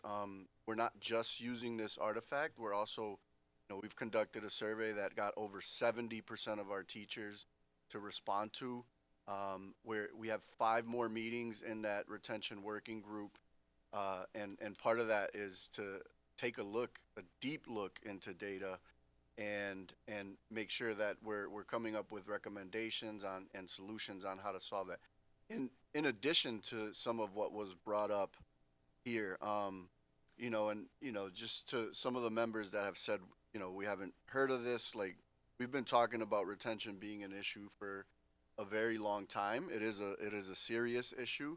And we report out on Panorama every year, so that's every year provide staffing updates to this body, and every year we provide input from teachers. We even give all of you access to be able to look at some of the responses that we're getting by school. So this isn't a new issue. This is a very serious issue. It's an issue everywhere, but forget everywhere. Like, it's an issue that we need to really dive into here in Holyoke Public Schools, and we are doing that. Through this working group. Like, it's got us to look at data in so many different ways. We do exit surveys, so I know there was a comment about no exit surveys being done. There are exit surveys being done, and we definitely can strengthen that process and make sure we have, and it is something that we plan on doing as well, is strengthening that process. We've even talked about ways to get more people to participate in those exit surveys, through either incentive or just really looking at our process, so that when somebody's leaving, we are taking a look. I know there was a lot of comments around Relay. I think there's a lot of misinformation about what they're actually doing here, and I'd love the opportunity, to talk about what it is that they're doing here in Holyoke and how it's, I get how they were used and whatever articles or whatever other towns, but here they were focused on leadership development and making sure that we have common instructional practices across the schools, grounded in supporting students of color. So, I'd love to be able to come back. Most of the work that they're doing is with our leaders, and yes, we have, as a part of that process, come up with a common way on how we're walking through schools, how we're collecting data. Most of our classroom observations are not evaluative. So it's not like whenever we're going through a classroom, we're walking through and we're taking observations, only 2 a year is what's required in the contract, are actually evaluative walkthroughs. Most of the walkthroughs that we do are really to identify trends and identify, given some good teaching practices. And I've heard a lot, just like we're hearing some negative feedback, I've heard a lot of positive feedback. So Jackie Glasheen herself, who has been here for 35 years, she openly talks about Anthony for the first time in 35 years. I've been working in this district for 35 years, and we have never had instructional practices that we can call ours. Yes, we partnered with Relay. We looked at 4 different companies throughout that process. It wasn't just one, and settled on the one that we thought would work best for Holyoke, and have adapted that to meet our needs. There was some early feedback that caused us to provide them with feedback like, hey, that might not work here in Holyoke. Can we tailor it to Holyoke? And they've been really open to doing that process. The initial investment we made with them was through the Barr Foundation. The Barr Foundation provided us with some funding on this 3-year partnership. Right now, the biggest thing Relay is doing here in Holyoke is coaching Jackie Glasheen and coaching Sarita specifically on how they're supporting some of our schools. We've tailored back some of the work that they've been doing. That first year was real intense training with principals. Second year was with principals and expert teachers and some of the instructional teams. And then this third year is really about supporting Jackie and Sarita in how they're coaching schools. So I want to make sure that when we talk about, yes, we can talk about what they did in other communities, but like a better conversation is what are they doing here, and how, what is it about the instructional practice? Because it has been adapted. There are some teachers that, principals make a decision like, you know what, I'm not going into that classroom, and I might not get into that classroom all year, except for those 2 times that I have to get into that classroom. But that teacher doesn't necessarily need our support. We already have gone through there, and they might spend a little more time in other classrooms. So I know that, some of what has been done with Relay and other communities is around like student behaviors and things like that. That's not what they were doing here. They were helping us come up with common instructional practices that we can call our own, and we adapt them to Holyoke Public Schools. It's not like we're just taking whatever is fed to us and saying like, ooh, this is not really good. We're gonna do it anyway. Like, we've adapted it to what we feel is what our students need, and they've supported us in that work. Around holding students accountable, like, I think there's also some learning that we can do there.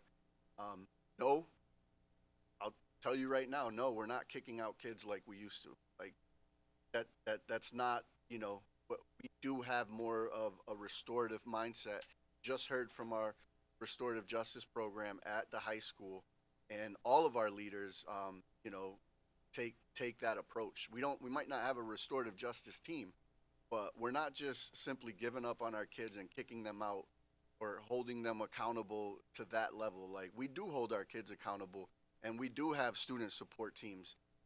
Is it felt? Like, is there always, like, especially from a teacher, is there always a communication back to the teacher from the leader, like what those consequences were or what the restorative process was with those students? I think maybe we can get better at that 2-way communication with our leaders. But to say that we're just ignoring behaviors or that students aren't held accountable, I just think that's so far from the truth, especially when we just heard from our restorative justice team at the high school. And, you know, when you talk to some of our principals, like that, it's hard. It's, you know, what we are experiencing now here and in a lot of places is very difficult to navigate. And it is an issue that we want to dive into. We want to make sure that we, you know, that our students are held to a high level and that our staff are feeling supported. And then a lot of issues that, you know, that I heard also, you know, from around like teachers having to cover and things like that. Those are real issues. That is, you know, I appreciate all of our staff members that are stepping up to do right by kids. It is a very challenging staffing market right now, and you know everybody is stepping up. All of our teachers are stepping up, and even some of our district staff in schools that need additional support are going to schools and helping support where they're needed. So I want the times to get better. I want to make sure that we can that be at a point where we're fully staffed so that some of the things that teachers are having to do because of this shortage is no longer needed.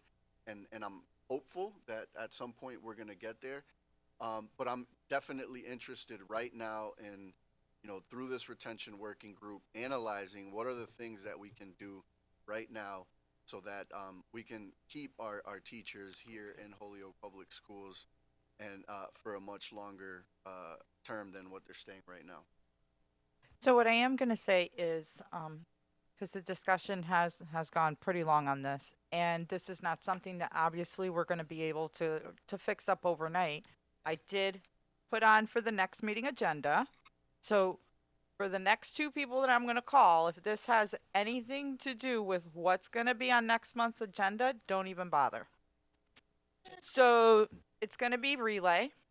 What was the cost? How was the decision made?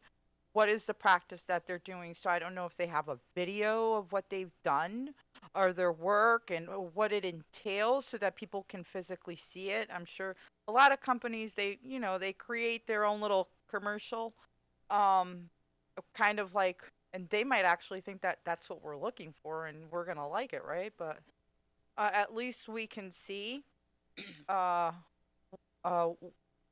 of like what their philosophy is and how they create these programs.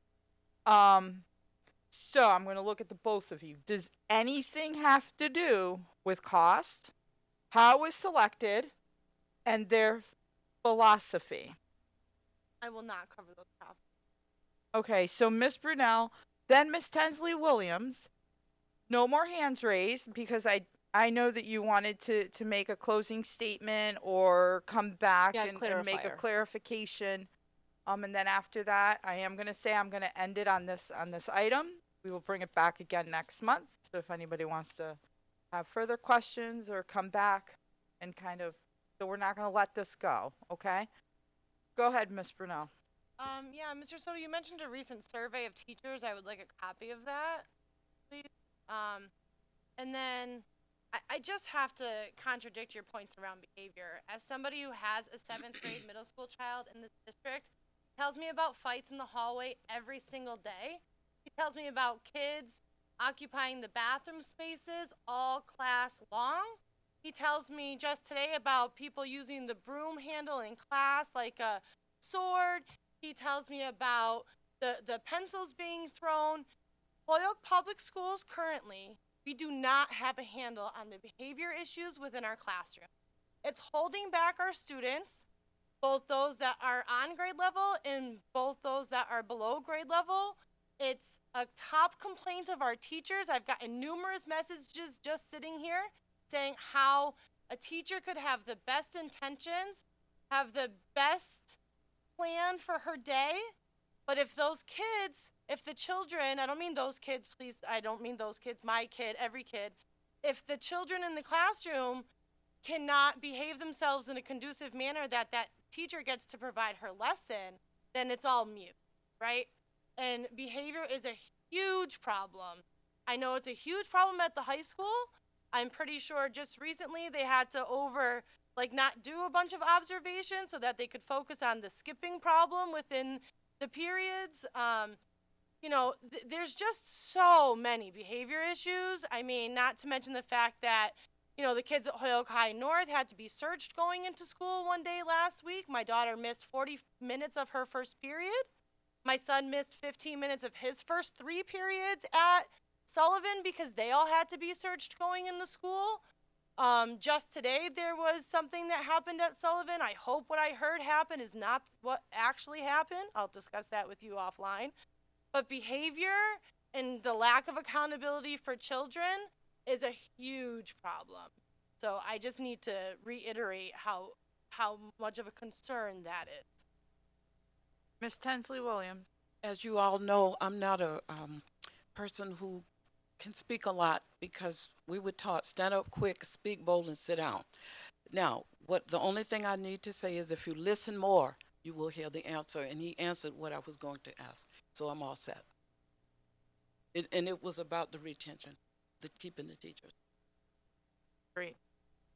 To clarify, this is what we did is not a pile of facts. It doesn't define relay. It doesn't say what we should do about the struggles that students and teachers may be having to find that conducive learning environment.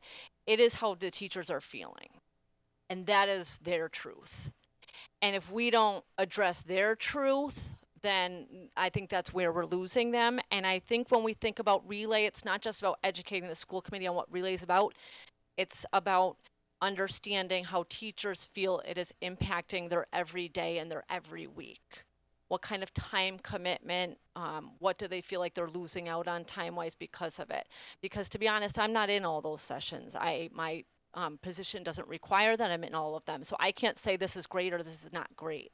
What I can say is that it's seeming to add on to the pile and becoming a stressor. So when you do take the time to educate the school committee about relay, please invite some teachers to talk about the day-to-day impact. And I think that's where we need to focus is how teachers are feeling. I think you mentioned that you're doing exit surveys. Last I knew it was by request. I don't know that all teachers know that they're automatic, so I do think some work could be done around that. And so to wrap up, I left the district for a while and I did request an exit survey, and I was told at the time that high teacher turnover is just part of receivership, and I found that answer to be inadequate then, and I find it to be inadequate now. It was not you that gave me that, of course, you know that, but it was somebody else, and I don't think that we should accept that. And it is difficult for me to get up here as a parent and as a district member, but I do that because I know that the two things are not at odds. I know that what's best for my colleagues is also best for my kids. I know that my kids' teachers will be better teachers with more sick time, with more planning time, and when they're happier and healthier and can have a work-life balance. And I think that we're all on the same team, and luckily we have that common goal. And so it's like who owns what and what can be done now and what can be done when we create the next budget and what can, so no, whether it's relay or the next thing, that's not so important as to how is this helping teachers be happier, more effective teachers, and giving them a way to define that themselves. We can't make these assumptions for them. Thank you so much for coming. And I personally feel that for exit interviews, it shouldn't just be teachers, it should be any staff member. It's important to hear from, and if it's the custodian, I don't care who it is. Because just as teachers may be feeling it, maybe that's also impacting a cafeteria worker, a paraprofessional, a counselor, whomever the case may be. But thank you so much for coming. And again, like I said, I have it.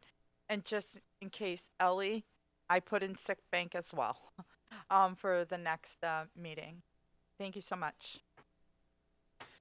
We're going to move on to vice chair reports real quickly. Wards 5 and 7 for this month.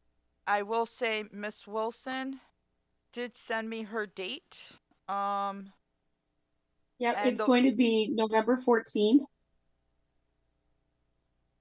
It's going to be a Tuesday night, 6 o'clock at Ian White School at the library. and we opted to wait until after elections because there's going to be a new city councilor voted in for our ward. Okay, great. And then Ward 5 is just Ward 5, my first choice or where I wanted the meeting, I haven't contacted them. They haven't returned my phone call, so I'm having an issue where I want to have it. So I'm going to go to Plan B. I have to talk to Mr. Soto about that. That's Okay, fine. so- Just if you want to just send me a Thank you. text or whatever. That way we can pass it on to everybody. Plan B. All right. Next on the agenda for my report is the Abrazo Award from the National Hispanic Council. So the Abrazo Award is an award that's given to an individual that is almost like the Friends of the Public Schools, right? What does this individual do that impacts students in a district? And so for me, and I'm hoping that you will all agree, so that's why I'm asking for a vote. I would like to nominate Ed Case for the Abrazo Award. Now, obviously, I would have to fill out the nomination form and what he has done and everything. It will be sent to the committee, the awards committee, who will review. And obviously, they pick who the winner will be. And then at our national conference, they receive their award, whoever the person is. But everybody is still recognized, whoever's put forth. But I really think that all of the work that Ed Case has been doing in this district for our students, not only for our students, but also for the community at large itself, as part of the South Holyoke Neighborhood Initiative, I honestly feel he is well deserving of this nomination. So that's my motion. Motion to nominate Ed Case for the Abrazo Discussion. Award. Discussion. Well, first I put in the motion, so I need it a seconded, and then I'll ask for discussion. I'll second. So who's seconding? Oh, Hold on. Rosalie got it. Okay, so motion, a second, attend Williams. Any discussion? Miss Feliciano. Oh, is every region submitting, or like, because you have your central, northwest, whatever, however you guys do it. And is it one per region, or can you do multiples? Just one. No, so actually what happens is it opens up. The Abrazo Award is for throughout the country, and you submit it for the National Hispanic Council that's part of the National School Board. But anybody, I mean, we could have submitted 3 nominations from Well, that's what I'm Holyoke. asking. Can you It do doesn't- 3? Can you do more than one if there was More it was than an one, interest? yep. What's the deadline for that? So I have a meeting for the awards committee to find out, but I believe it opens up at the end of the month. And we were looking at somewhere in December to close it out. Okay. Okay, but I will have the final dates. Okay, thank you. For everyone. So again, we're asking, across the whole country, whoever you can think of. Miss Wilson. So, I mean, I would like some more time for us to discuss and see if anyone else wants to bring anyone else forward. Since we really didn't know what the award was for, so if you could send out, what the committee is looking for in writing to us, maybe we could discuss it at the next meeting. Thank you. Okay, so what are you asking to table this? I'm asking to table it. We can get a list, an explanation of the award, and then we can bring candidates forward at our next meeting. Okie dokie. Second. So there's a second to table. So hold on a minute. I gotta write this. Ellie, it's motion. And then second, Mr. Wallahan. And just as a reminder, there could be more than one nomination. It's just filling out the application. Okay? All right, so motion to table the Abrazo Award, and then that'll come off of my report, and that'll go into new business or ongoing business. Okay. So So we're not voting, we're just tabling? So now it's a motion to table it, seconded by Mr. Wallahan. But now we have to take that vote. So it's a roll call vote. There is no discussion. It's tabling. There's no discuss. It's the table. Am I right or am I wrong? You're right. And Mr. Collimore's saying no. That I'm. You can discuss anything, whether it's table or not, you can discuss it before the vote. I thought once it's tabled, once somebody says to table it, it's to table it. There is no discussion. So I mean, honestly, I'm not gonna have this topic drag out all night. There's more important stuff on here that I'm good. So I mean, we can go ahead with the vote. We could talk about it more. Just you guys all. The word is there. Abrazo award by all means. Google it. Google it. Do your research, and from there you can figure out who you want to nominate. Okay, and again, it doesn't. You can even do your own nomination, as your own personal self. It doesn't even have to be part of a school committee. So, with that being said, I'm gonna go ahead and do roll call. Mayor Garcia, for tabling. Here. Huh? Oh yes. Sure, Okay, great. yeah. LaFave, yes. Miss Brunel. Yes. Miss Tensley Williams. Yes. Dr. Rivera Colon. Yes. Miss Feliciano. Yes. Mr. Wallahan. Yes. Mr. Collimore. Yes. And Miss Wilson. Yes. Okay, motion passes unanimously. That's aside. Division 5 officer selection and nomination. I am not asking for anybody to nominate. All I'm asking and saying is that these are still positions. We are part of Division 5 for the Massachusetts Association of School Committees. And we have nobody who's willing to fill the role of chair, vice chair, or secretary treasurer. So I'm just putting it out there that whomever would like to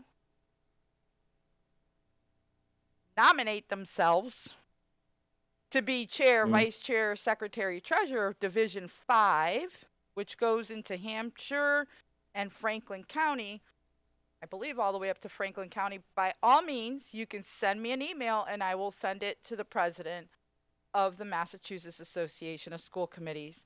And we would greatly appreciate it is if you are interested in any of those, can we please have your request by the end of the month? Because we have our annual conference in the second week of November. That's it for that. Superintendent receiver reports. I pass it now to Mr. Soto. And All right, thank you. Go ahead. What were you going to say? unfortunately, I have to leave.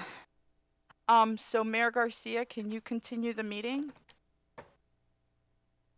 Chair? Absolutely. Thank you. Thank you, Mildred. Thank you, Mildred. Superintendent Soto. I know it's been a long night, so I don't want to I'm gonna we got some pretty dense topics here, and we'll try to get through them as quickly as possible.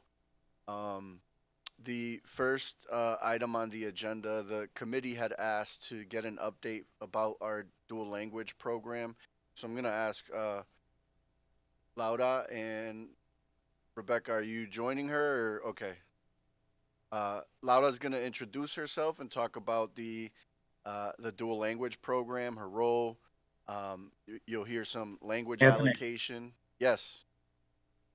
I just want to say I can't see any of the members, so if anyone raises their hand, can just please acknowledge them when you're done with your report. I can't see from here. But go ahead. Okay. I'll let you know. The only other person online is Ellie, so I'll let you know if her hand is raised. Well, I can see Ellie. I just can't see the numbers on the table. Okay.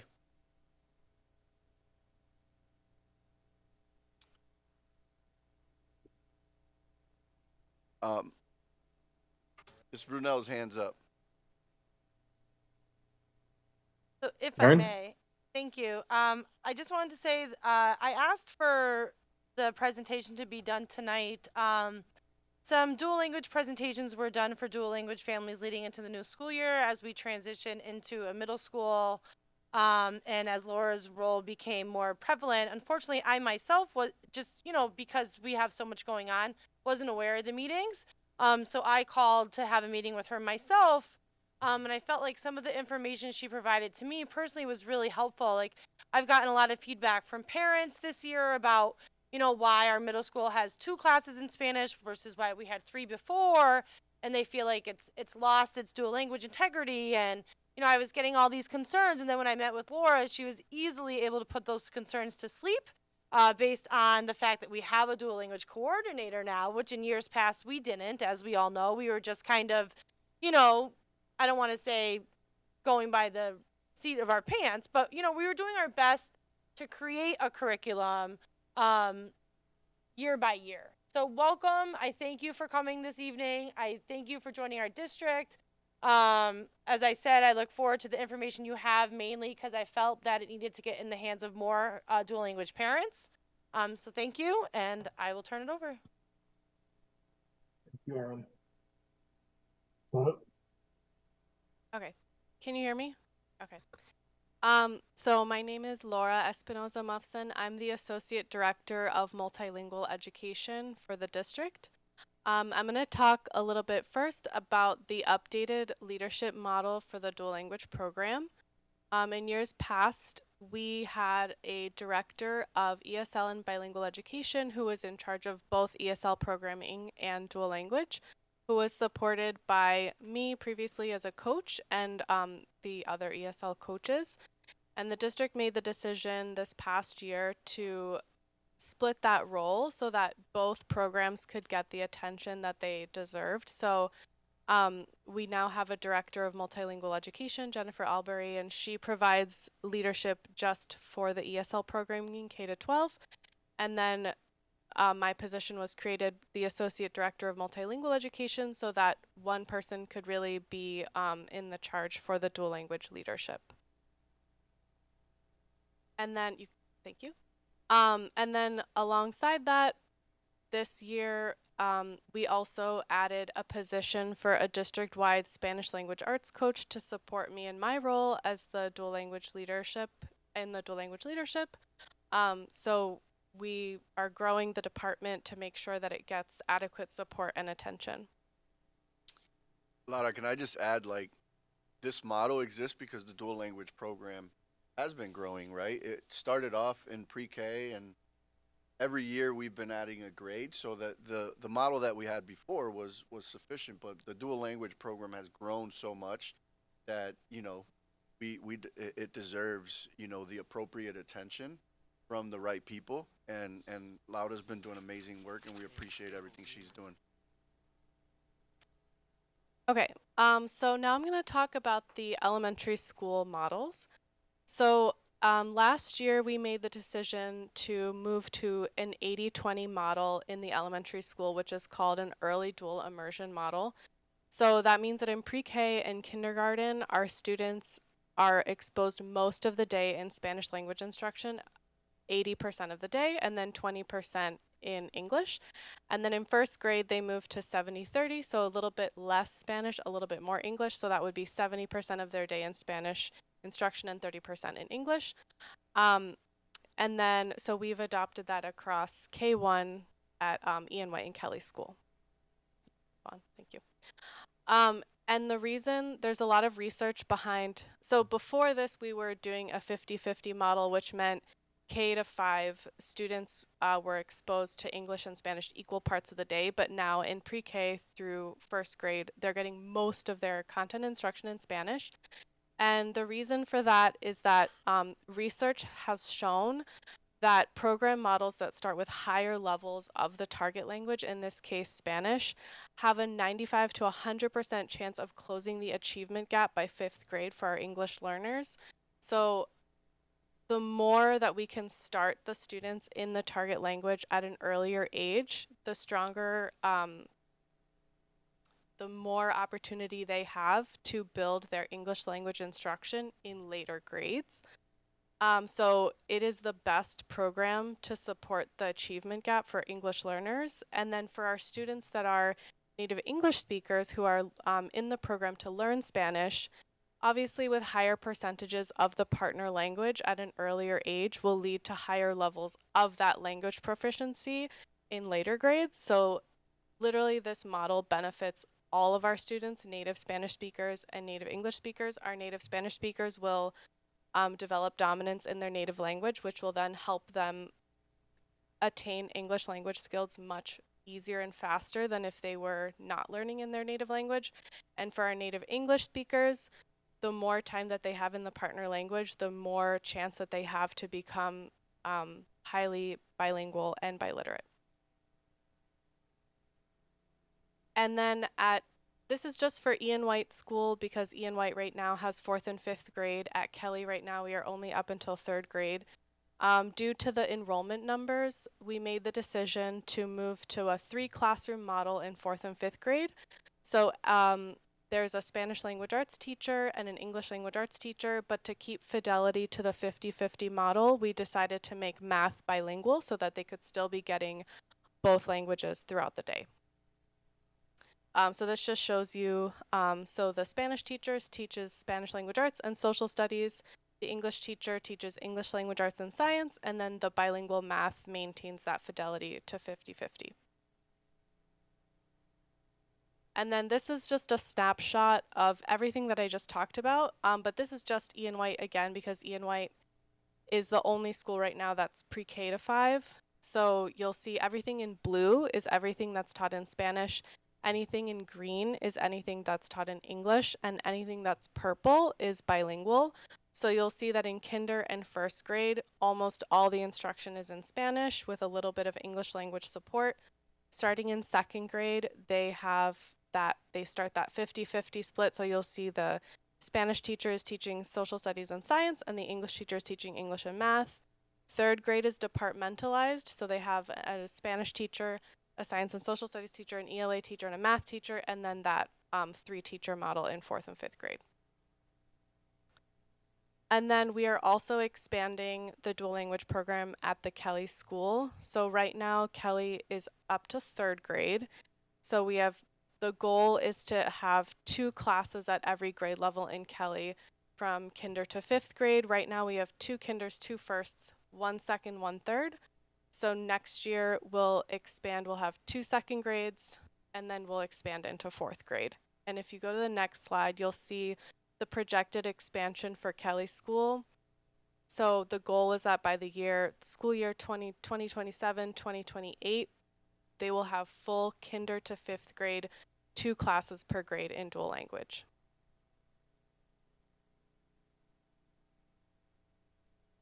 And now I'm going to talk about the secondary updates. So I always like to start when talking about dual language at the secondary level. So this is middle school and high school. I always like to start with this quote.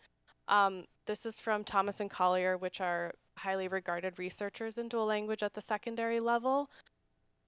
Elementary dual language programs are defined by percentages of time spent in each language. So as I talked about the 80-20 or 50-50, it's by the percentage of time. But because in secondary level, there's a lot of, it's governed by bell schedules, class changes, electives, specific course requirements. By the time we get to secondary in dual language programs, we define it by the number of core classes, core literacy and elective classes provided at each grade level in Spanish. So we no longer say, it's 50-50 or whatever the percentage is. We define the program by the number of classes that are offered in the target language. So again, experts in secondary dual language recommend offering a minimum of 2 year-long classes each year in the partner language, again in this case Spanish, and then more as the program or the enrollment grows.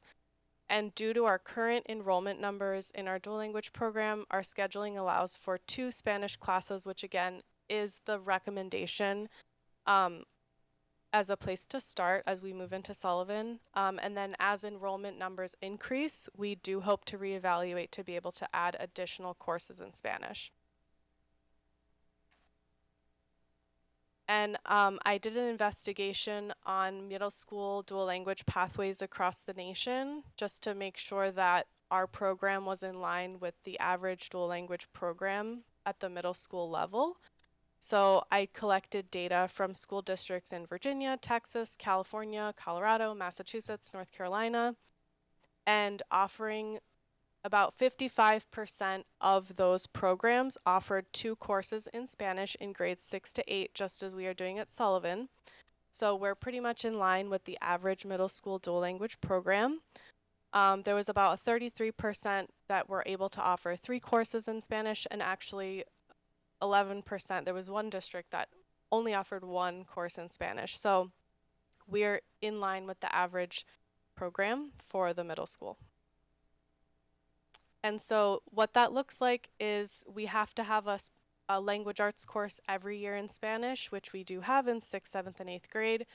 And then for the core content courses, we are offering math in Spanish in 6th and 7th grade, and then science, that's our core class in Spanish in 8th grade.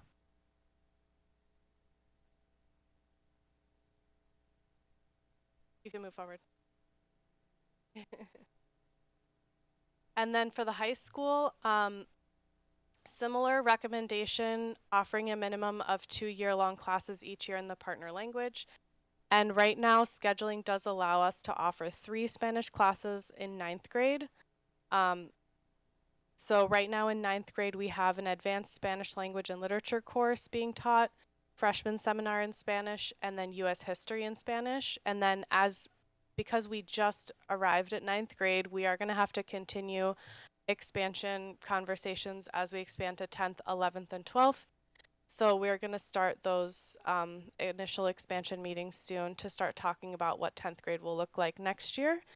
But this is a kind of what the proposed idea would be for the high school pathway. So you can see for 9th grade, the 3 courses that I talked about. And then generally what programs will do in the upper levels is they'll offer AP Spanish courses for their Spanish language arts courses across 10th through 12th. And then I'll be having conversations with the high school around what the content course will be in Spanish for 10th and 11th. And then I'm also in collaboration with Holyoke Community College to talk about what dual enrollment will look like for Spanish courses that students can take at HCC.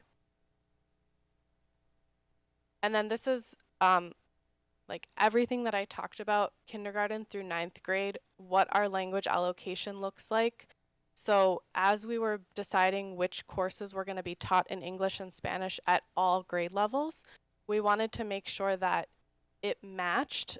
We wanted to make sure that everything was working together and that it wasn't just, random which courses we were deciding to be in English and Spanish.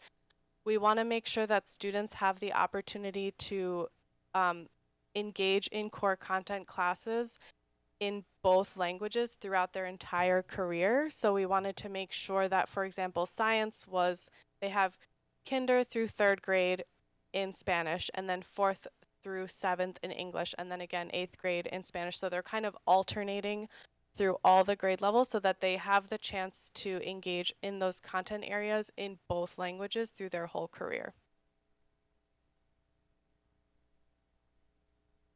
And that's everything. Thank you so much, Laura. That was very informative. Josh, Aaron has her hand up. Go ahead, Aaron. All right, thank you. Thanks, Laura. I really appreciate you coming in and going over this with us today. Like I said, I think for me as a middle school parent, a lot of the parents were like, kind of felt like Sullivan, like our students that came from Metcalf, like it lost the dual language vibe. I had the same concern at first. I'm like, why did they go from 3 classes to 2 classes? I do like that we hope to go back to 3. But from an equity standpoint, as a parent of a freshman who had 3 in Spanish last year, had 3 in Spanish 6th, 7th, and 8th, now my son only gets 2 in 7th grade and will likely only get 2 in 8th grade, but then we'll have more kids, so then we might be able to go for 3. It's just unfortunate for the current 7th and 8th graders. I won't bring up the other emails you guys know I've been including you on about their extra time and stuff like that. I would also hope to see some specials in Spanish. I would love to see gym or health or, well, I'd also like to see the dual language kids get the options to take specials, but that point aside, you know, the extracurriculars, lunch menus, right? Things like that, like reinforcing this Spanish component in every chance possible. And then my only other comment with regards to the high school, I will say, my daughter says it's very much not a literature class. It's very much not a Spanish language arts class. They're just learning about things, and it happens to be in Spanish. So I was kind of hoping it would be more literature. Like, if, for example, in her ELA class, they just read Of Mice and Men. So I don't see that same thing in the Spanish language arts class. You know, they're not reading literature. They're not dissecting literature like they were even last year in 8th grade. So a conversation we can continue moving forward. But I would like to know a little bit more about that specific programming.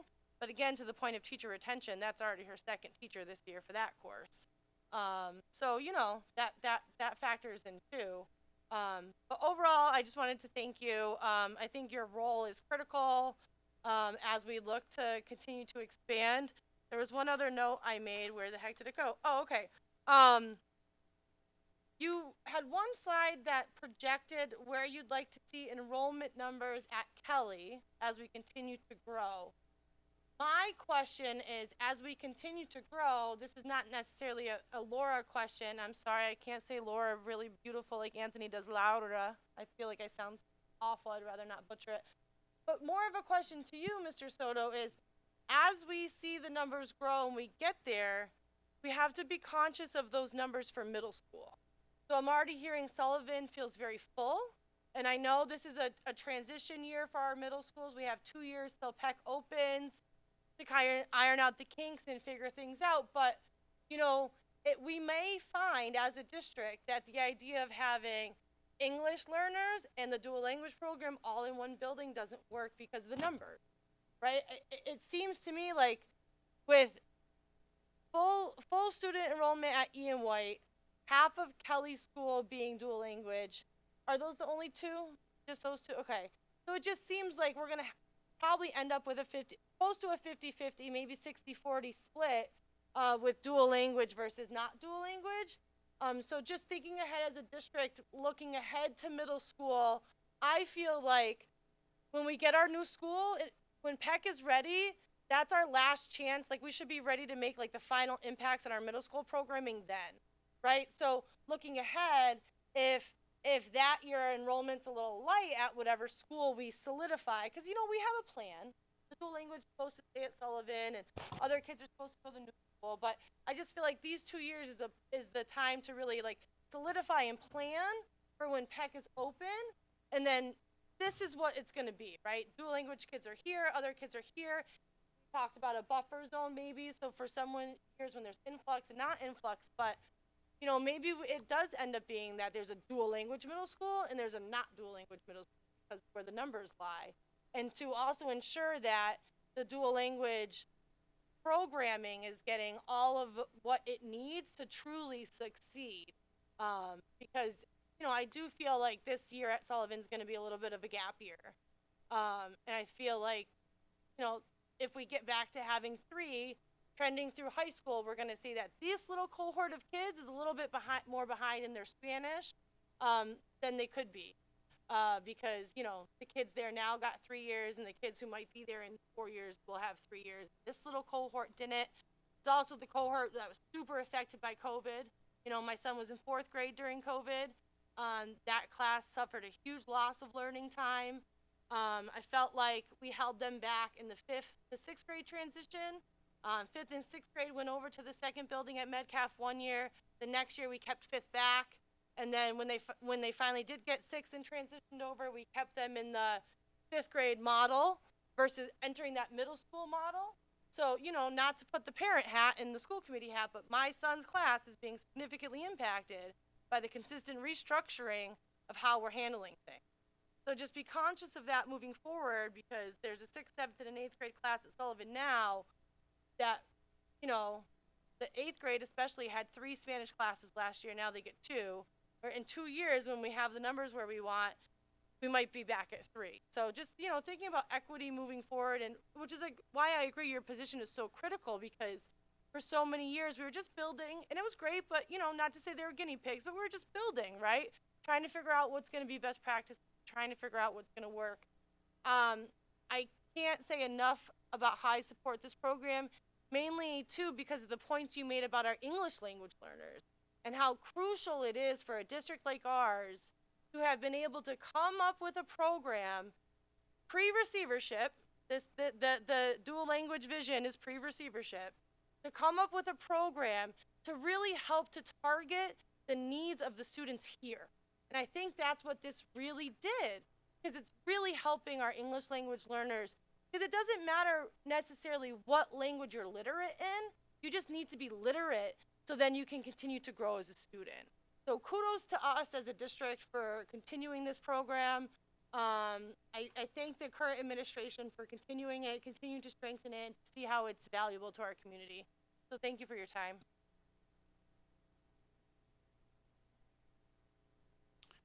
Mr. Wellahan has his hand up.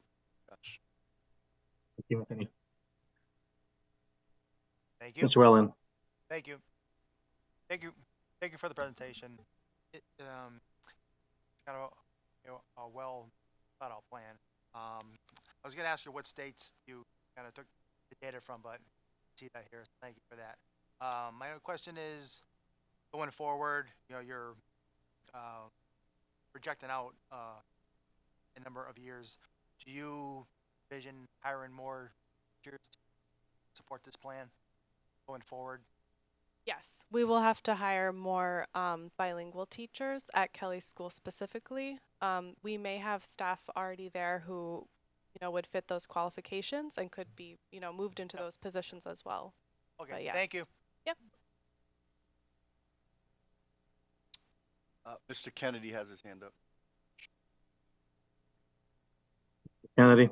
Okay. I am a student who has not had a single day of bilingual education in my, what grade am I in? 11? Yes, 11, in all my years of schooling. And which has actually had which has not had been quite a disservice, because whenever I'm applying for jobs, which I am starting to do a lot, it asks, are you bilingual? When even here at Dean, when I work in the office as an intern, I answer phones and I can't answer everyone's questions because I don't speak Spanish. In my relationship, it's affected me because I can't talk to my partner's family because I don't speak Spanish. Also, I'm going into the healthcare field and I don't speak any Spanish. I don't know any other language, excuse me, I'm tired.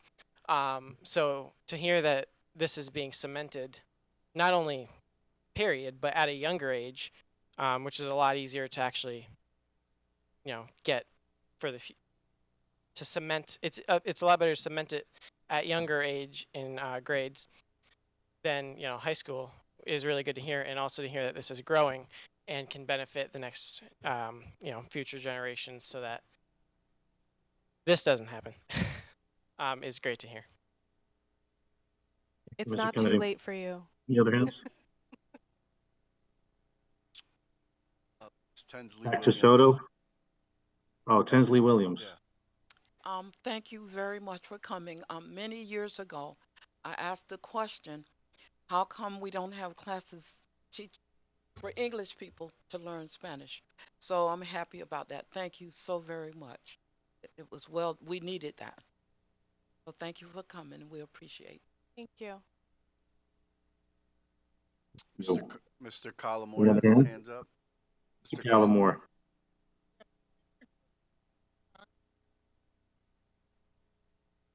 Mr. Callamore, can you speak directly into mic? I can't hear you. Yeah. Sorry about that. To our, not just Hoyok, but to our community, is growing and growing. Russian or other languages. Are we thinking anywhere down the road of expanding that? Not at the moment, but it is a good point. We do have other languages that are in the community, but we are not in talks of that right now. you. No other hands. Thank you, everybody. Thank you, Laura. Appreciate it.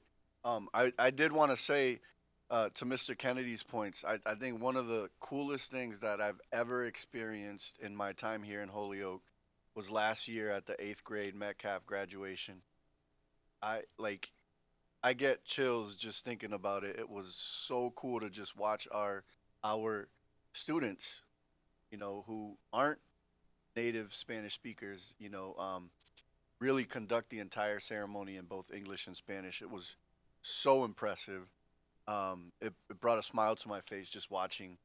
It was like, oh man, and these were a lot of kids that, I was able to see a lot of kids that were in school with AJ when he was in pre-K and kindergarten. Just watching them grow up was just awesome. Yeah, and just one more point I'll add to that. So the Holyoke varsity soccer team had a student who didn't speak any English trying out for soccer. And the coach asked if there's anybody who was fluent enough to help, and it was one of our Metcalf students. Yeah. Not a student with a Spanish background, and she was able to volunteer and help that other student. So we're already putting proof to practice, right, within the community. So it's great. The next item on the agenda, I'm going to bring Rosie, who is the new principal at the Dean campus here. Thank you, Rosie, for joining us. It was a request was made from the school committee for us to come and talk about our CVTE programming, and provide some data points. So we've put together a presentation here to hopefully that meets the needs of the request.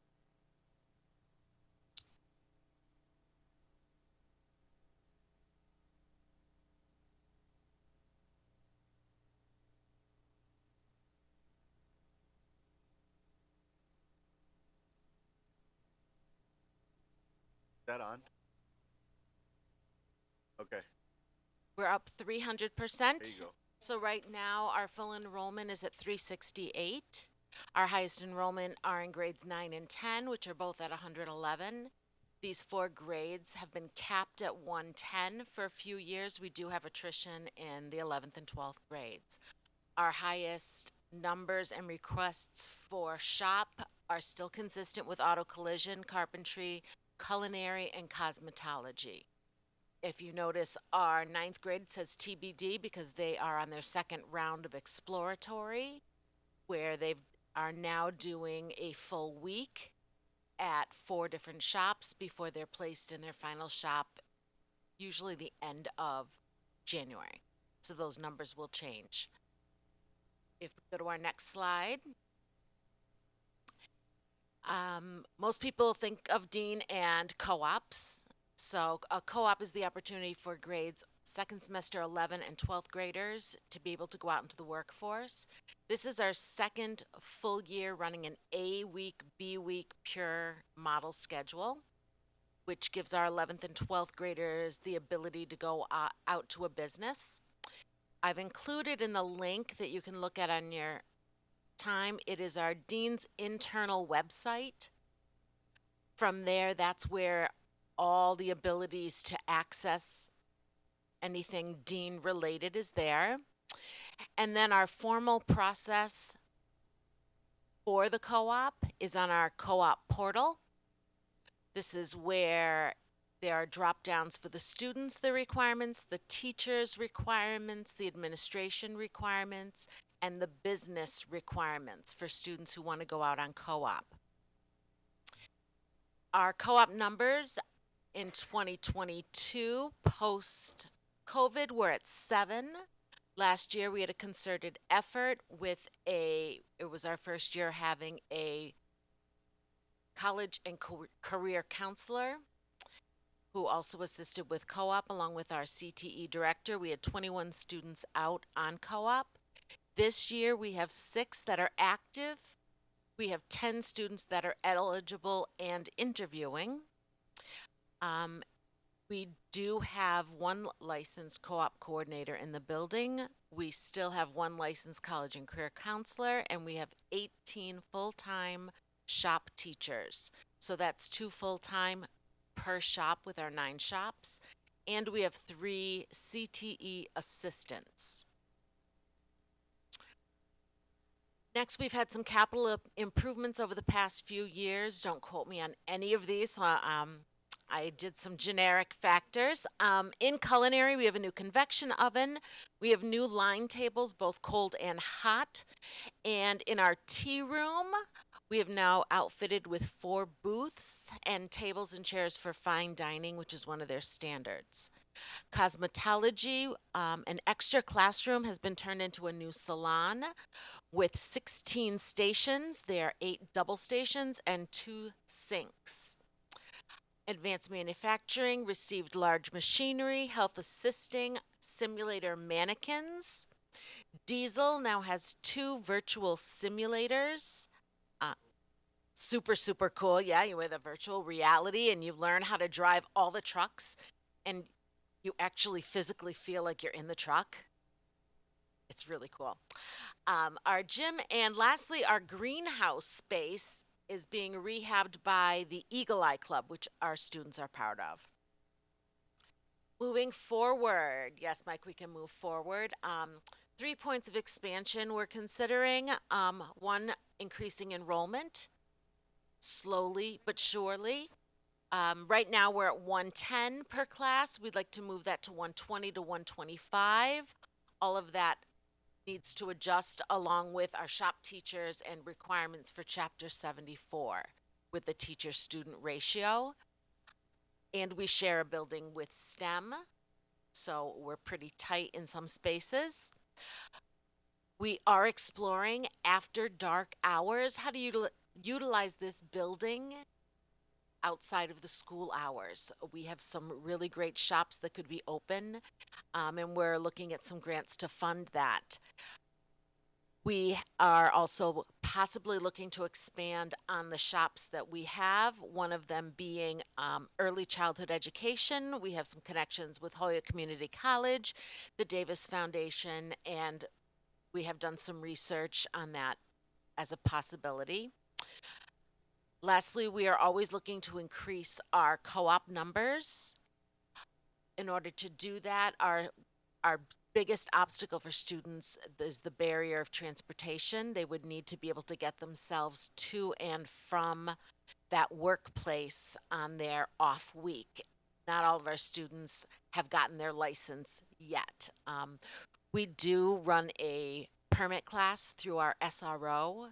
He runs at least 2 of those a year to get our students ready to take the permit test. Lastly, improvement-wise, right now we are searching for a CTE director. And for the process right now, it has been posted. We have met with our stakeholders, including our liaison through DESE. And we have put together a hiring team of veteran teachers, especially in our CTE field. We are receiving instructional coaching. The CTE staff gets ongoing coaching in relation to the teacher induction coaches. So they've been working specifically with our new shop instructors. And remember, a shop instructor comes right out of the business world. So they're being taught how to be a teacher. They know their content, and now they're learning to teach that talent to someone else. And lastly, my eyes, our content and curriculum professional learning, like a professional development for a teacher, needs to be adapted for our CTE people. So right now we are looking to DESE and MAVA, Massachusetts Association of Vocational Administrators, to help subsidize some of that professional development for those shop teachers.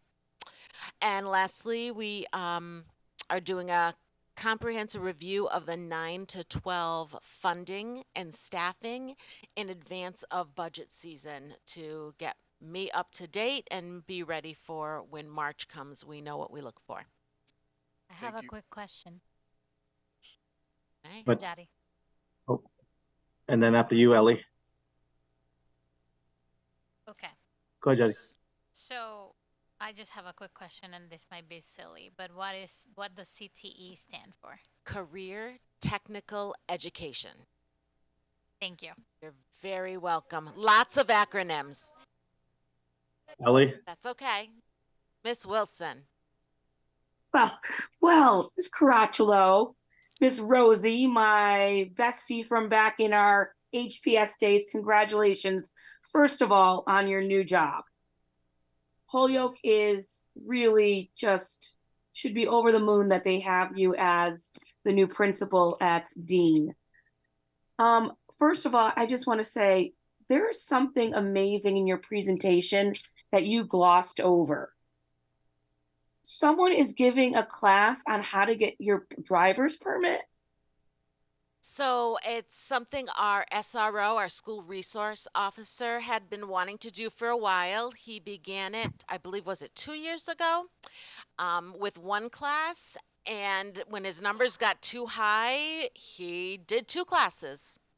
Yeah. Now that is what we should be celebrating. That is what we need to recognize. I don't know of many places that offer that. And for an educator to step up, offer to do it, and do it not just once, but twice, it's just remarkable. So please, thank that individual from me, because that is amazing. And I'm also excited about the potential of a new shop, which is great. For those of you who don't know, I work up 91 at a vocational and agricultural high school. And I know firsthand what a rewarding experience it is for students to go to that type of program. I'm really excited about co-op coming back and our students having that possibility, and continuing having it grow and just flourishing as we all know Dean should be flourishing. So congratulations to all. Anybody else? Yeah, I'd like to go after Aaron. You were not allowed to ask me questions. All right. So I actually brought this up, and the reason I brought this up and wanted a little bit of a presentation, I feel like we don't give Dean its day often enough. I don't like the fact that it's one high school, 2 campuses. I do look forward to reestablishing Dean Technical and Vocational High School as its own entity. Some of the concerns I have with it not being its own high school, I wonder if the accrediting is as easy, is getting Chapter 74 funding as easy, because that's the vocational funding. Do we face any challenges? Because, if you look on DESE, Dean doesn't exist, right? Holyoke technically does not have a technical and vocational high school currently. So how does that impact us for enrollment? I know as STEM can be faded out, we can look to increase our enrollment numbers. I would love to see increased shop options. I don't personally think that early education would be the right thing. I look at trade and technical, vocational as having hands-on skills, that the second you leave this building, you'll be able to go and use those hands-on skills. And the early childhood education to me sounds like I then need to continue my schooling, or I'm going to just work at like a daycare or something. So I would like more information on that. I think what we do ultimately select should come through the school committee. I would like to see electrical back. I think We have electrical. Oh, I'm sorry. It's right there. Do you have electrical? You know what? Because this had different things on it than this side, so I was confused. I'm sorry. Electrical, that's great. We don't offer plumbing. I know, I don't think Smith does either, but maybe Westfield does. And the reasoning I think about things is AI, right? With the expansion of AI, if it's not a job that you need your left and your right to do, I fear so many jobs in the next 10 years simply won't exist, right? And I mean, computer programming, those won't be jobs. I could think of numerous jobs that just simply data collection, you won't need a job for that. Christ, we're not even going to have writers or actors because it's all going to be AI, right? So that's why I just feel like the We need to hone back in on trade education, on technical vocational education, so that way we're preparing students for the life that they're actually going to face when they leave high school in 4 years, in 8 years, in 12 years, and the reality of what our future is going to look like. So I thank you for the presentation. I think it's great information. I'm glad that we're at a point now where Dean campus is no longer seen as the second choice.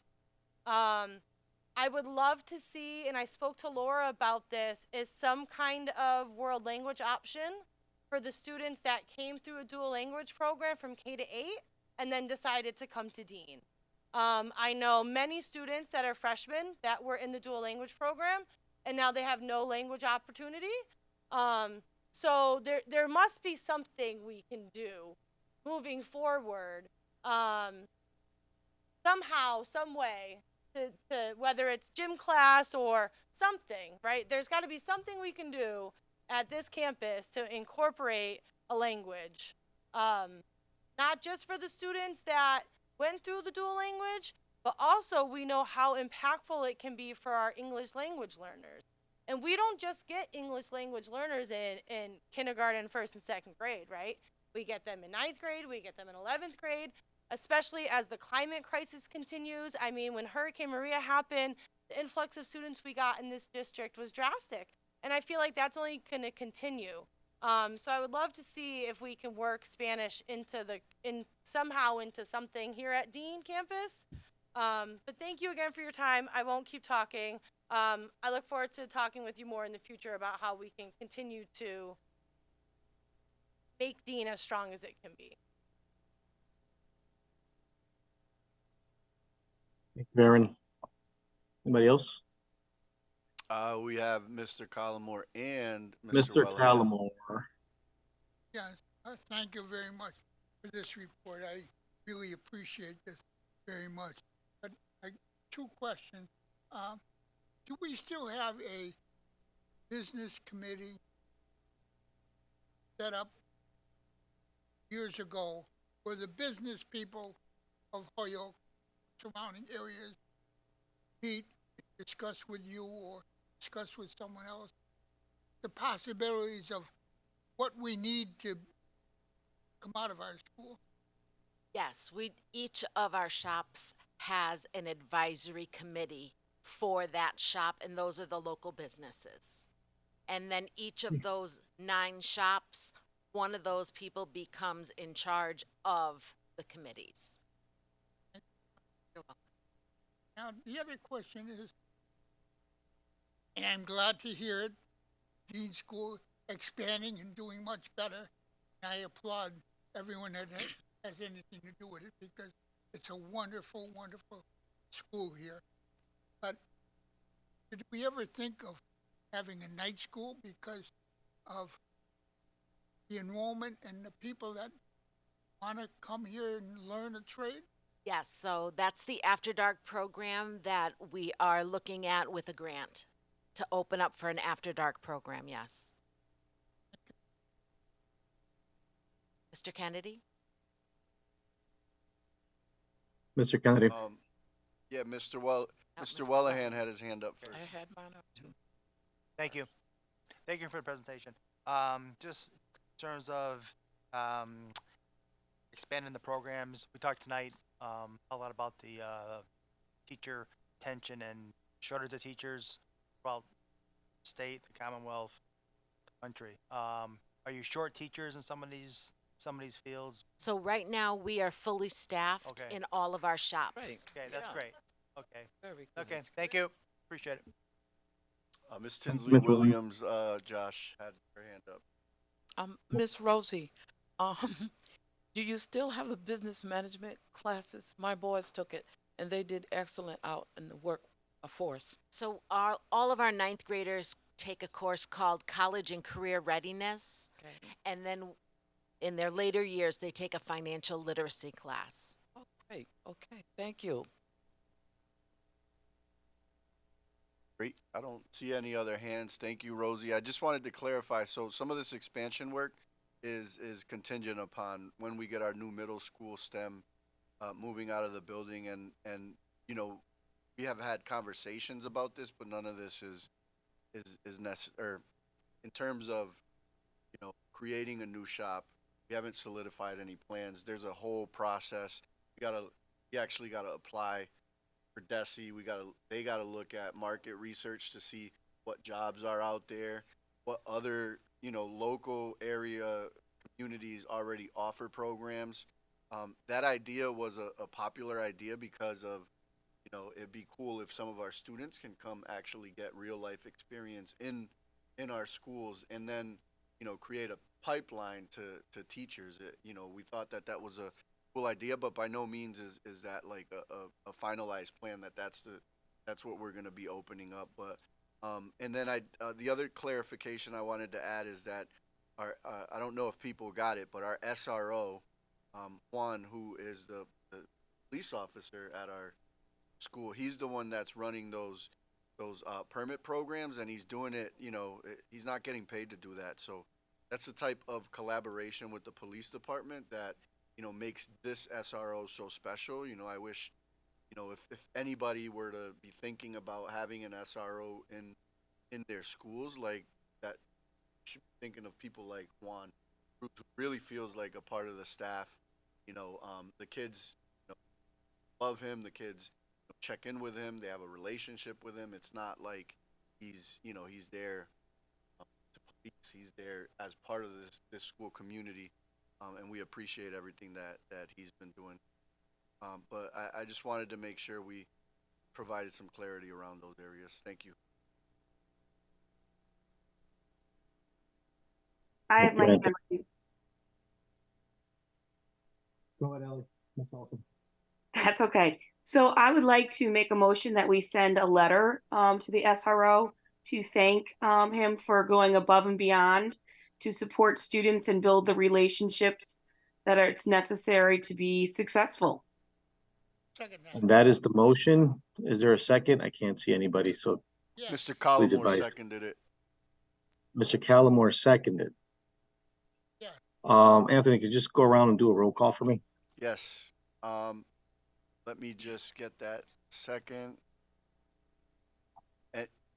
Josh, any discussion? Any other discussion? I don't hear. Roll call. Go Mayor Garcia, Yep. Ms. LaFave, Ms. Brunel, Yes. Mr. Romero, Ms. Tensley Williams, See. Ms. Rivera Colon, Yes. Ms. Feliciano, Mr. Wellahan, Yes. Mr. Collmore, Yes. Ms. Wilson. Yes.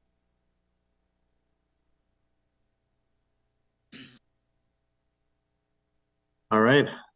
By your vote, the motion passes. We're gonna have to draft that letter. Ellie, we can work together on it. Mr. Soto, I'm assuming we're going to the next on your receivers report? Yes, and I'm gonna spend very little time on this because I feel like we just talked about it. Thank you so much, Rosie. And I'm sorry. You know, I told her to show up at a certain time. I didn't know we were gonna go out of order and spend that much time.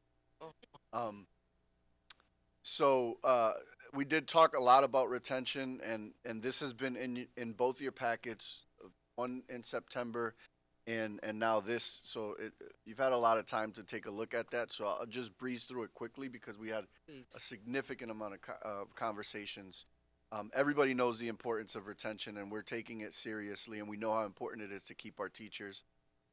This is just a snapshot that we did get a 6-point increase to the parents that were here earlier. They made a comment about counselors being in here. So this is, in fact, everybody in the HTA, in the Holyoke Teachers Association, anybody in that bargaining group, this is a snapshot of that. So while we've seen a 6-point increase, even after a rezoning year, which I did not expect to see an increase, it's still, you know, lower than we'd like to see it. And that you have, you know, retention rates here for back since 2012. We're Our retention rate is about 77%, and you can see the breakdown here of teachers of color versus teachers that are not of color. And then you can see on the next couple of slides some of the things that we have done to try to get at retention. You know, most recently we have negotiated through the, you know, I want to make sure that everybody knows, like, one of the things that we still do is go through a collective bargaining agreement process with the union. So we've worked with the union leadership of last year to come up with a contract that resulted in an average 10% increase, and over the course of 3 years, almost 20% increase, which is about $8.2 million more than the previous 3-year contract had provided. A lot of the stuff that you see on here was done as a result of teacher feedback. So you see, you know, robust new teacher induction and mentoring program. I heard from teachers, we heard from teachers that was a need. So we responded. We heard the need for more collaborative professional development, and we, you know, based on that feedback that we had been getting from teachers, we responded. We heard from teachers loud and clear, like, that they'd like to see the student day shortened, that the day was too long for students, and that has resulted in you know, some of what we talked about, you know, earlier in behavior and stuff like that. And we listened and have done that. They used to go to school for 7 hours and 30 minutes, and we've reduced that to 6 hours and 45 minutes. We've done that twice. So there's a lot of stuff in here. You've had it in your pocket. There's a lot of financial stuff that we've done, and I know that, you know, we've heard about pay from the rich discussion that we had earlier, but I also know that, you know, a lot of these things that we've talked about here, you know, pay and reducing day, is not necessarily getting at the root causes. So I'm really hoping that throughout the work of the retention working group that we get through some of the root causes of these issues and come up with a plan as how we're going to tackle it. They're real, you know, they exist, and yes, they exist in other places too, but we need to focus on here and in Holyoke, and what we can do to better support our teachers and get them to want to not just come to Holyoke, but stay in Holyoke as teachers. You know, we talked about the retention working group, and in your packet you can see some of the work that they're doing, and we do have like 5 more meetings left. There were 7 meetings in total. Already met twice as a retention working group. I believe Ms. Wilson is a part of that as well, and there's 7 more meetings, hopefully concluding in like January or so, which will result in, like, here's all the data we analyzed, here's all the discussions that we've had, and here are some recommendations, including some of the recommendations that we heard earlier today.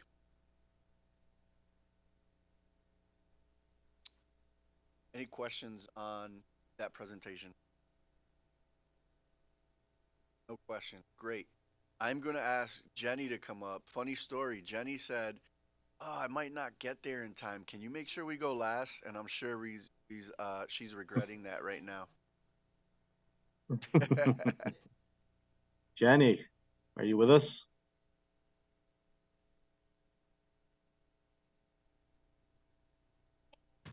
So thank you.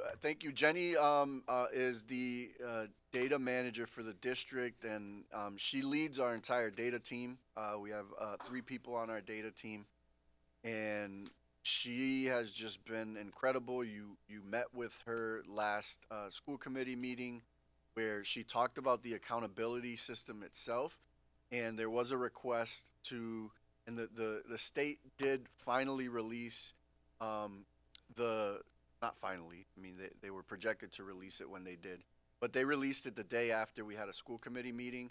So some of you have expressed wanting to have Jenny come back and talk about some of the results. And, you know, major takeaways that we have is that they remained relatively flat. MCAS results have remained relatively flat from the previous year. You know, when we initially saw that, one of the biggest things that we were interested in like, how does that fare with the state? Was the state's flat? Was it down? Was it up? And it's very consistent with what the state messaging has been.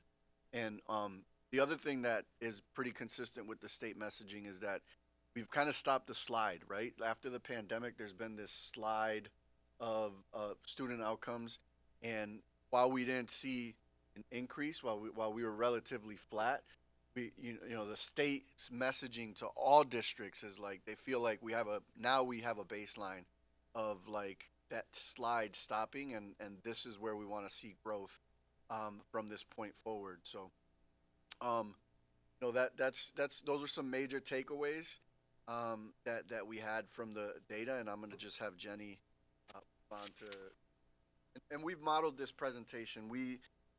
The state did provide a presentation to all school districts, and then they provided a presentation to just urban school districts, and they formatted this presentation in this way, and we thought it was a good idea to just be consistent.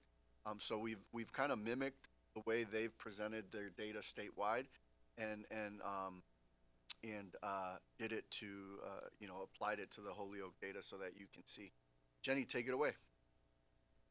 Okay, nothing like MCAS on accountability at 9:10.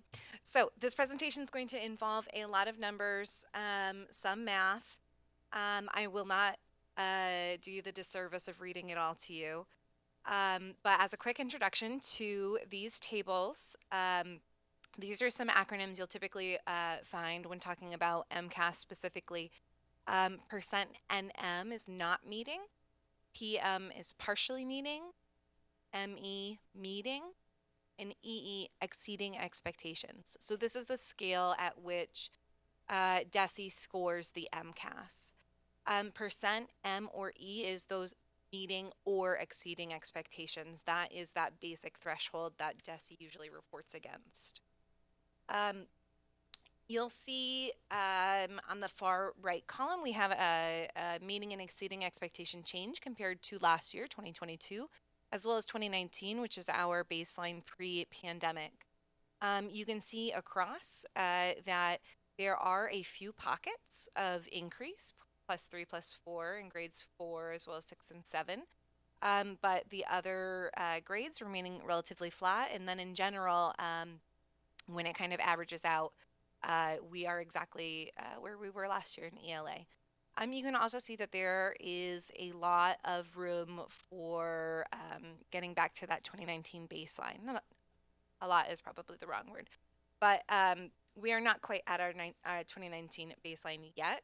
That is the initial bar we are shooting for, and obviously hoping to continue increasing achievement after that.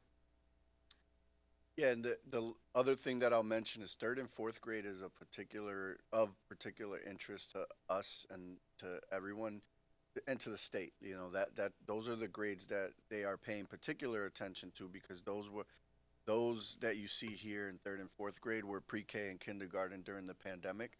So they were significantly impacted for their start of the school year.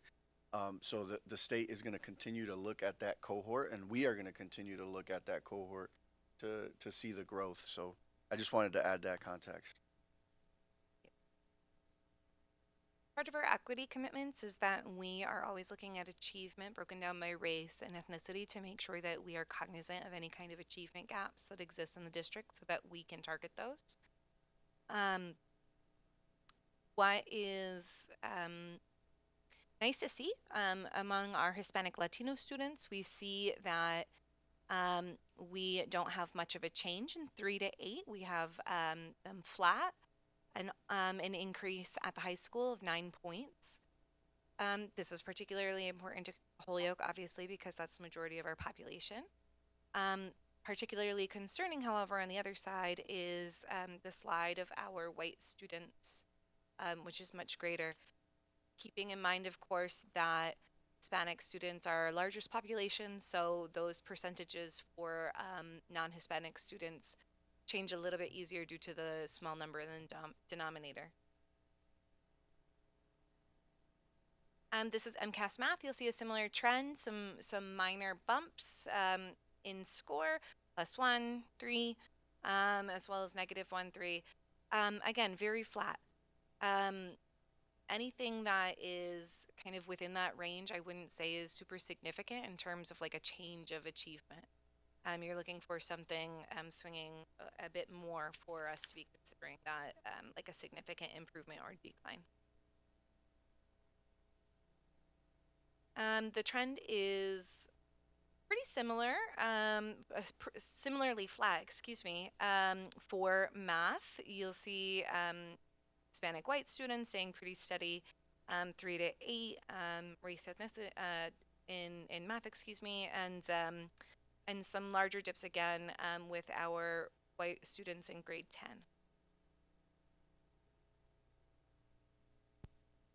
Science, STE is science and technology and engineering. Science is only taken in grades 5, 8, and 10 right now. We're seeing a small dip in grade 5, as well as less significant dips in 8. Grade 10 actually increased.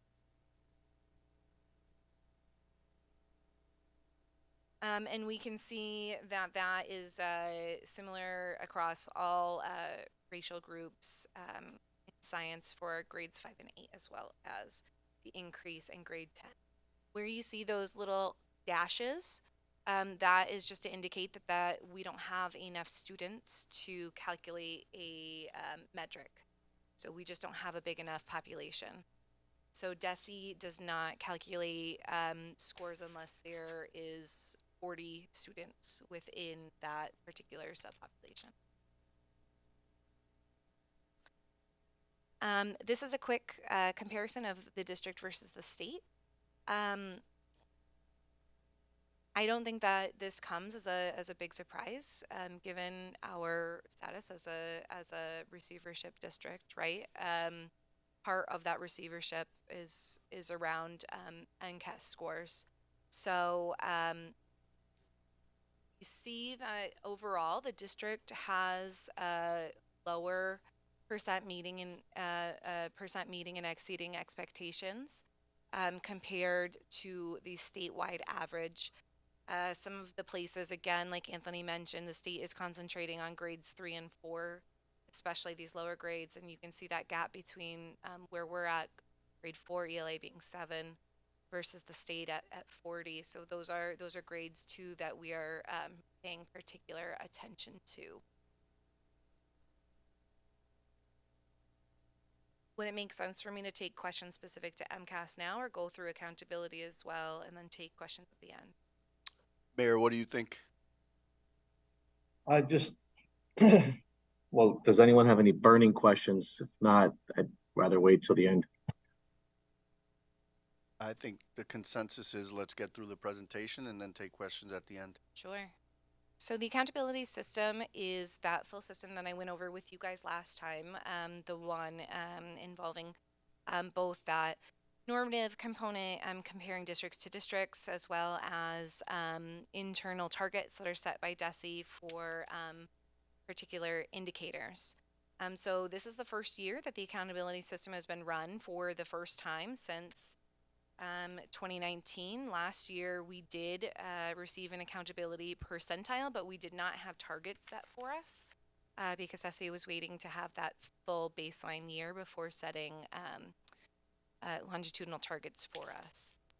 This is just a reminder that this is how the points are assigned within the accountability system. For each indicator, for each subgroup, you get a 0 if your score declined from the previous year, and then all the way up to a 4 where you exceeded the target that DESE had set for you. The goal that DESE has set is that districts are meeting their target, so they're hoping for folks to get a 75. Just a refresher, we went over all of these during our last meeting, but the accountability indicators that are part of this system is MCAS scaled score. So that's a little bit different than that meeting and exceeding expectations. The SGP for ELA and mathematics for MCAS. Progress towards English proficiency. This is based on progress targets set forth in the access exam for English language learners, as well as chronic absenteeism, which is generally defined as 10% or more days of school missed. For a normal school year, that would be missing 18 days or more. Additionally, at the high school, we have our four-year grad cohort, our extended engagement rate, dropout, advanced coursework. I don't think I missed one. Okay, this is the site that I had pointed you guys to last week, or last month, excuse me. You guys had mentioned it would be good to pull up some screenshots of kind of one of the middle of the road schools this year. So this is the accountability front page for Morgan School. You can see all the way at the top at this bar going across, it says progress towards improvement targets, 58%, and accountability percentile 2. Those are the two components of the accountability system, the one on the left being the criterion reference component and the one on the right being the normative component that compares Holyoke to other districts.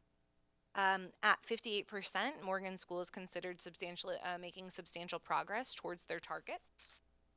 And then you can see below where Morgan School earned points out of the total possible points. You'll note that there are two sections of the table. To the right immediately, there's the all students points, and then to the left, that lowest performing student group. So we talked about this last month, but just a reminder, that lowest performing student group is extra important because not only do they compose the 50% of the weight for the possible points, but they are also included in that all student group. So they end up comprising about 63-65% of the overall accountability score that the district gets.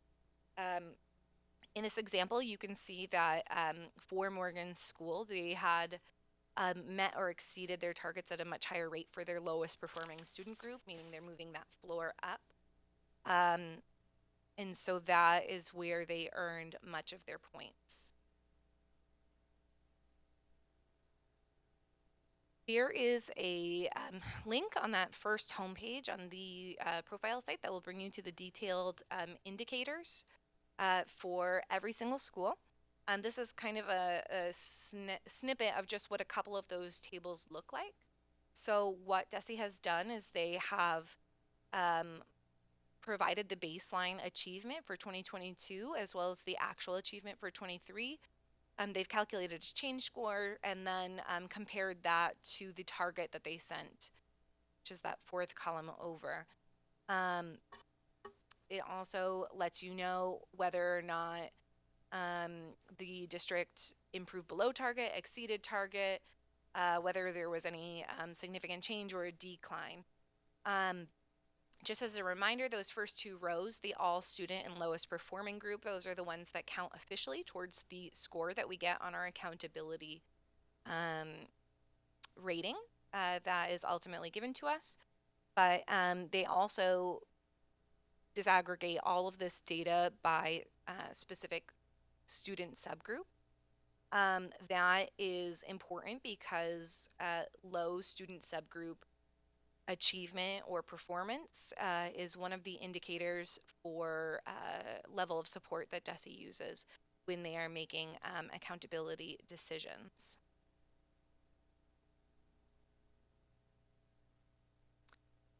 So this is the part about the targets, the criterion reference percentage results. We had 2 schools make limited or no progress towards their goals. We had 4 schools making moderate progress, 5 schools making substantial progress, and 1 school meeting or exceeding targets. This is in line with many of the other urban districts in the state of Massachusetts.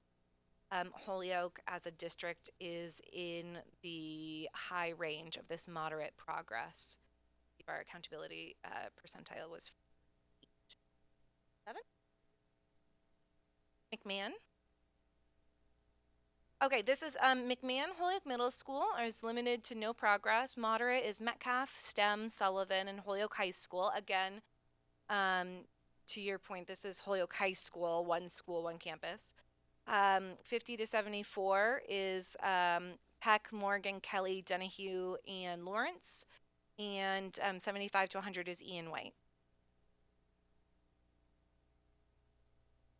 Sorry, these are the acronyms that I use internally. I should have written those out. My apologies. So part of the accountability classification is that schools are classified into levels of support needed by DESE. By default, Holyoke is classified as requiring assistance or intervention because we are designated as a chronically underperforming district.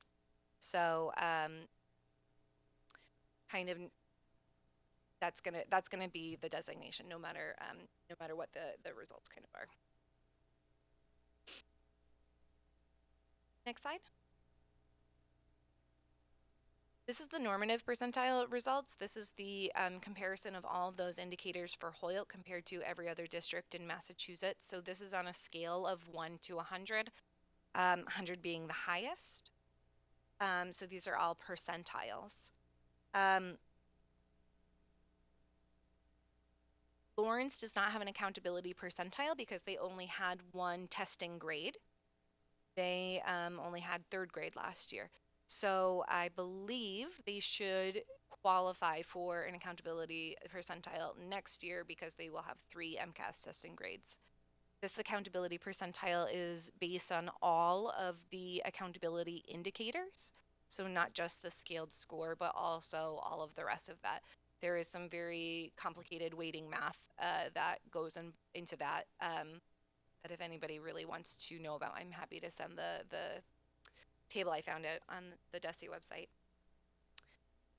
In the right column, it goes through why the school has been labeled as in need of focus or targeted support.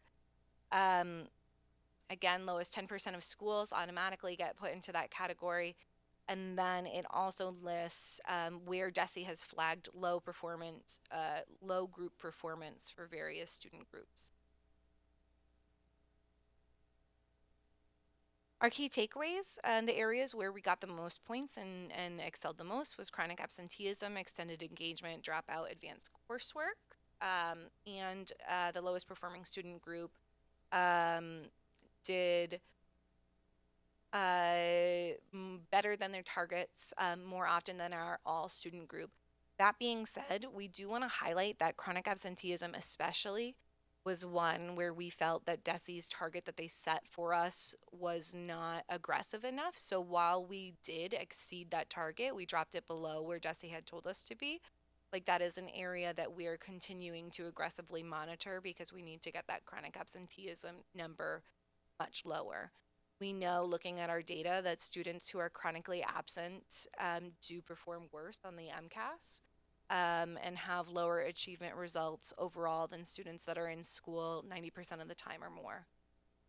Areas of growth are the scaled scored achievement, MCAS SGP, so that's our student growth percentile. That's also on a scale of 1 to 100, 50 being where they want you to be, like the average. That would be average growth. Holyoke has been labeled as having like a low normal growth, so like more like in the 30s, mid 30s, high 30s.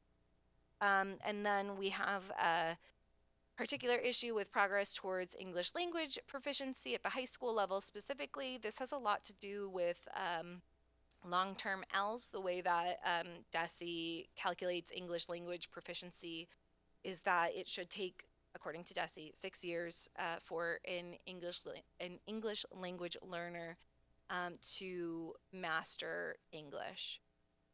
So if that doesn't happen in 6 years, and we have students been ELS for longer, then they're not able to make that progress towards English language proficiency, which affects that overall metric at the high school level.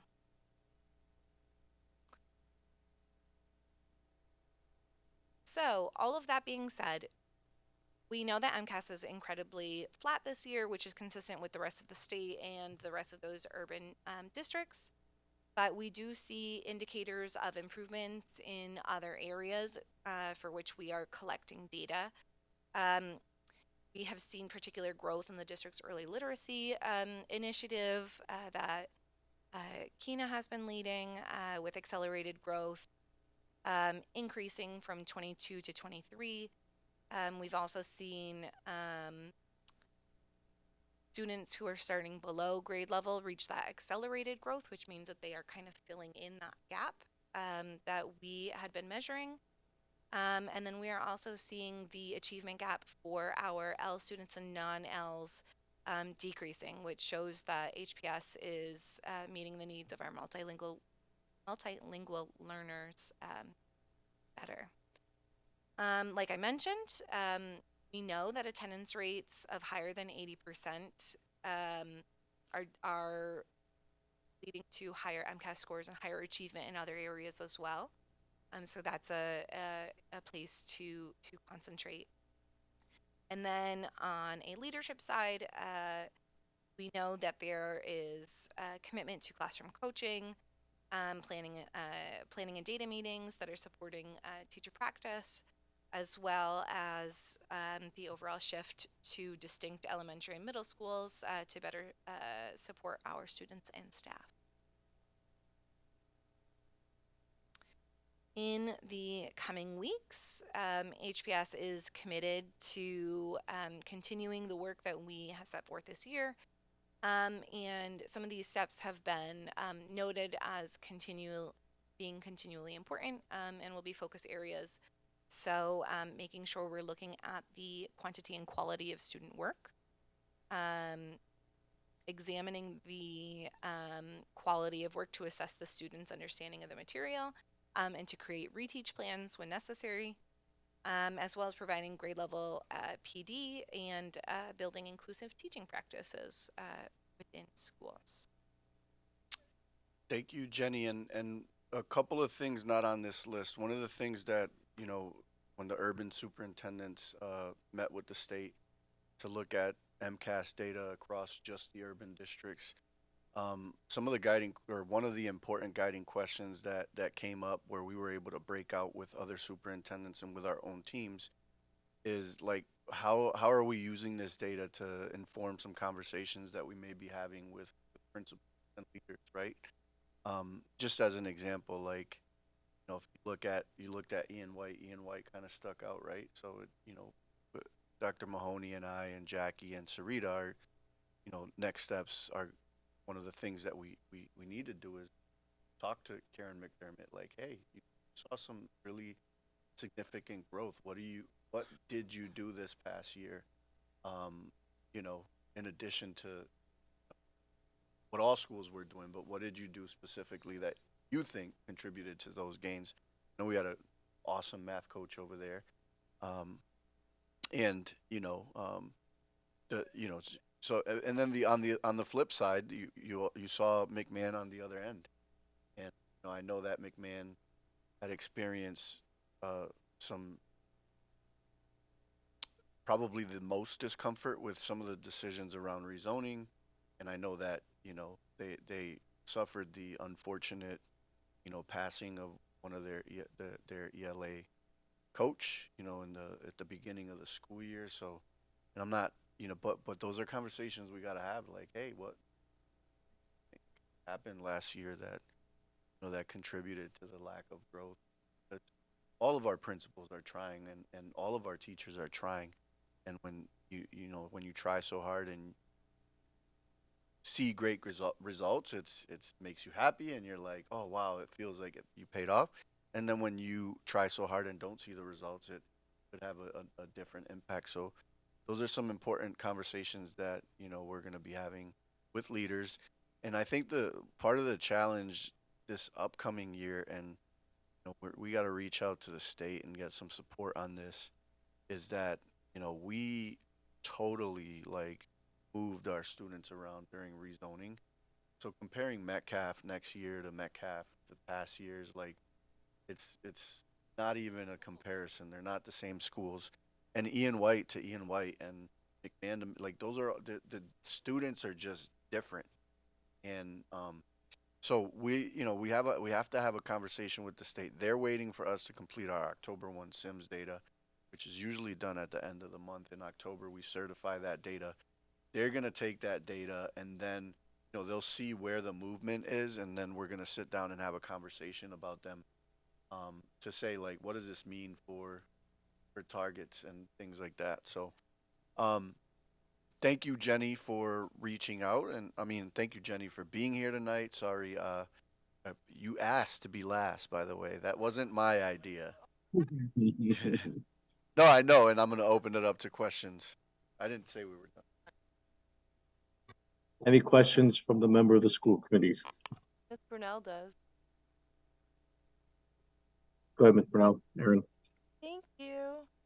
I circled a couple things that well, first of all, thank you. I know your job is not easy compiling data. I couldn't even imagine.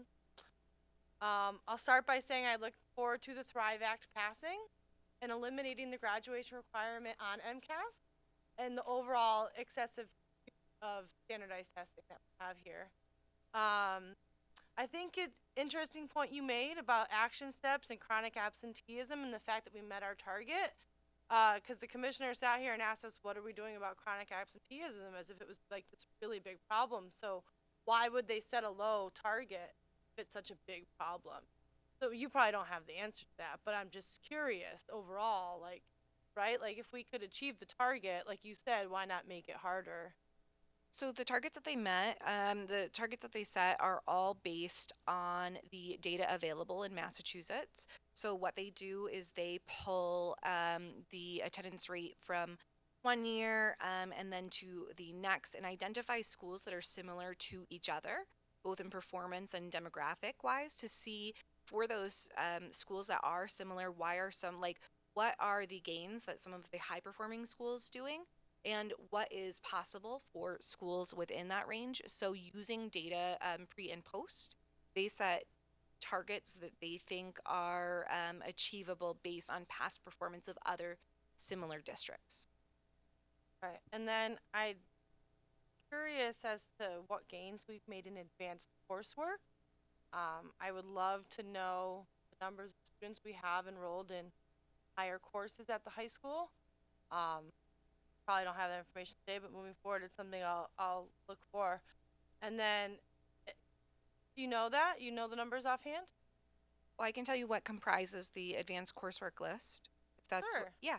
So advanced coursework is 11th and 12th graders who are engaging in courses that go beyond the normal scope of study. So that includes anything dual enrollment at HCC. So anything that does college credit bearing classes, as well as any of our students on co-op. They also are considered advanced in what they are doing, as that is an advanced opportunity for CTE students. There are a series of CTE classes that meet the articulation agreement between community colleges and the state of Massachusetts, and those are considered advanced classes. So certain culinary classes, electric classes fit that articulation agreement. And additionally, anything advanced placement. And then there is a select number of courses like advanced math, something like calculus, statistics and probability, that also count for advanced coursework. So anything that would be beyond that kind of standard level course. So by no means do I think co-op should be considered advanced coursework. I mean, you're out in the field working. To me, advanced coursework is academic related. I mean, I guess it's fair to say it's CTE related as well, so that's not really a fair judgment call on my part.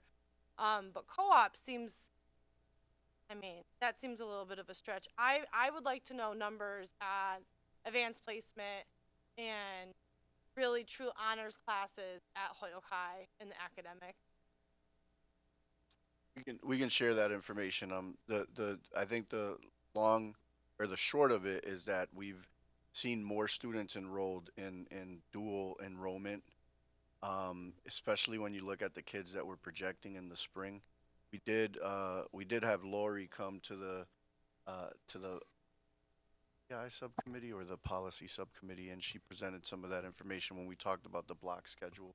But I'd be happy to provide in subcommittee. But we'll be sure to share that. We'll be sure to share that information. Steve, do you know the number off the top of your head? I thought it was 140 kids.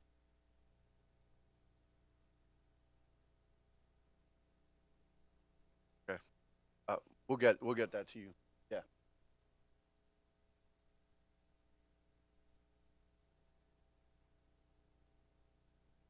Yeah.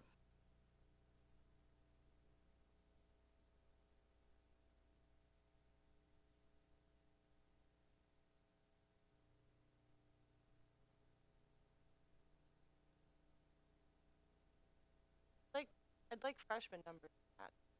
Jesse looked at sophomore, but as we continue to talk about middle, I'd like to know how many freshmen we have enrolled. Honors classes, advanced placement. We can I mean, the information is readily available. We can pull it up. And then tomorrow one other even. thing I'll just leave on this last little note of social and emotional needs. That's going to segue into our next topic when we get there. Thank you. Erin, sorry, are you all set on that one? Yes, I'm all set. Thank you. Good. Anybody else? Soto, anything else on Hoyok's accountability data presentation? It was Mr. Wellahan has a question, and no, we don't have anything else. Mr. Wellahan, I'm sorry, go ahead. Thank you for the data. I appreciate all stats. A stat man myself. I like stats. Is there any really, all these categories, they're kind of daunting, the grades. Is there anything, Mr. Soto, specifically that you're concerned about for some of these statistics? I know like some of the numbers for grade, 6th, 7th, and 8th, they're kind of low in terms of the state versus district in terms of their comparison. Those are kind of the formative years where they're kind of going to high school, so I'm kind of worried about those grades. Yeah, I mean, it's all the student performance, particularly around MCAS, is concerning, and we'd like to see better. But I feel confident in the team that we have in place. One of the leaders that we have in place, the instructional practices that are looking to get at, and I know we talked about it in a negative light in the earlier in this meeting, but the instructional practices that we have in place right now that are consistent across all buildings, the professional development that our leaders are getting, like all of those things are being implemented with the intention of supporting our students and seeing better outcomes. A lot of this is concerning, and I feel like in terms of our next steps, one of the biggest things that one of the highlights that we see, not highlights, but one of the things that we know needs to happen is more student-to-student discourse and more student grappling with the text. We were just in here with the DEI subcommittee talking about the block schedule, and as part of that process, one of the things that we're looking to do is create longer blocks at the high school less often, because it's so hard for a teacher to get through the lesson and then allow this, like an important part of the lesson is the student actually grappling, struggling and like with the text itself and working with peers. And when you have like 45-minute blocks, it's hard to get to that point in the lesson, which is a critical point. We need to create more opportunities for students to do that, and we need to make sure we continue to focus on student work. MCAS is just a measure, right? Like I can say this because it's my son. I think my son's a genius. I really do. Like when I talk to my son, I get sometimes I when he asks me, when I look at his homework, it's so impressive, some of the work that he's doing. When you look at his MCAS and ELA scores, they're not overwhelming, and they don't mirror like what I know my son can do. Math and science, that's different. He's killing it. But ELA, he doesn't, he likes science, he likes math. He's not a big fan of ELA, and it shows up in his scores, but it doesn't mean that he doesn't know how to write, doesn't know how to read. He does, and you talk to him, you'd be super impressed with what he can do. But did he do well on the ELA MCAS? Like, do as good as I thought, but I'm okay as a parent. Like, I know what my son can do,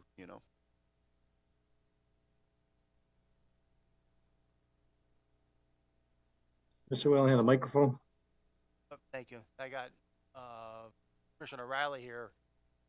He doesn't want to hear that. He wants test score. So we know. I don't think he said that. Yeah. But, well, I'm not defending I'm him, but I I'm was there and paraphrasing. he didn't say. Student achievement involves testing. Yes, I'm that is a taking. piece of it, of course. I'm taking that from. I'm paraphrasing them. Okay, so what we think is we know some of the students, the test doesn't show what they know. So, Yeah. or real life situations, and that's more important. Anybody else? I can't see Anthony or I don't see anybody with their hand raised, Mayor. all right, moving on. Assuming there isn't anybody else. New business. We have lunch and recess times. Who is this? Ms. Brunel. Miss Brunel. Go ahead, Aaron. Okay, so I would like to thank Miss Meg McGrath Smith who came in to speak on this tonight. The reason I added this to the agenda is because she reached out to me and I was like, geez, Louise, we've been fighting this for years. Same fight. And she said, I was told it's a district policy. And I said, well, no, that's not true. It's just not. It's not a district policy. It's not set in stone what our lunch and recess times are. So if you may all indulge me for a minute as I go off on my tangents. Sorry, folks. Structured learning time requirements. So DESE has everything established on the website and all the laws and sections. And so this is 603, section 2704. And it basically says that schools shall ensure that every elementary school student is scheduled to receive a minimum of 900 hours of structured time on learning. Now, structured time on learning is just that. So it does not include lunch, passing between classes, homerooms, and recess. Non-directed study periods, receiving school services, or participating in optional school programs that shall not count towards the meeting the minimum required structured number of hours on learning. With that point, I will say, Hoyle goes to school 7 hours a day. That's 30 to 60 minutes longer than most of our surrounding communities. If you break that down, 900 hours is 5 hours a day at 180 days a year. Let's say there's 45 minutes of loss at the time currently between school or lunch, recess, coming between classrooms, all of those things. So let's just give it an hour even. Let's say the students lose an hour a day, which is gracious. So that would be a 6-hour day. That leaves 1 hour extra every single day that Holyoke Public Schools could and should take a new look at how that time is being spent. Keeping that in mind, I will scroll back up to sections 27.03, school year requirements. Prior to the beginning of each school year, every school committee shall establish school year schedules for each of the public schools under its supervision and control. Based on the particular learning needs of students within each school, in determining the school year schedule for each school, the school committee shall be guided by the student learning time plan recommended by the school council for each school and shall attempt to maximize high-quality teaching, learning, and professional development opportunities. Number 2, every school committee shall schedule a school year which includes at least 180 days, that much we know, Every school committee shall operate schools within its district for at least 100. It says you could do 185, but 180 is the minimum. School committees are encouraged to exceed the minimum number of school days wherever possible and to offer extended day and extended year programs that expand student learning opportunities. I'm reading all these because they all say school committee, right, folks? School committee. A school committee may establish a separate school year and a separate school day schedule for kindergarten programs. Why is that, you say? Well, because kindergarten is not required. It's a wonderful thing that we offer. But the minimum required number of hours, structured learning hours for kindergarten is only 425.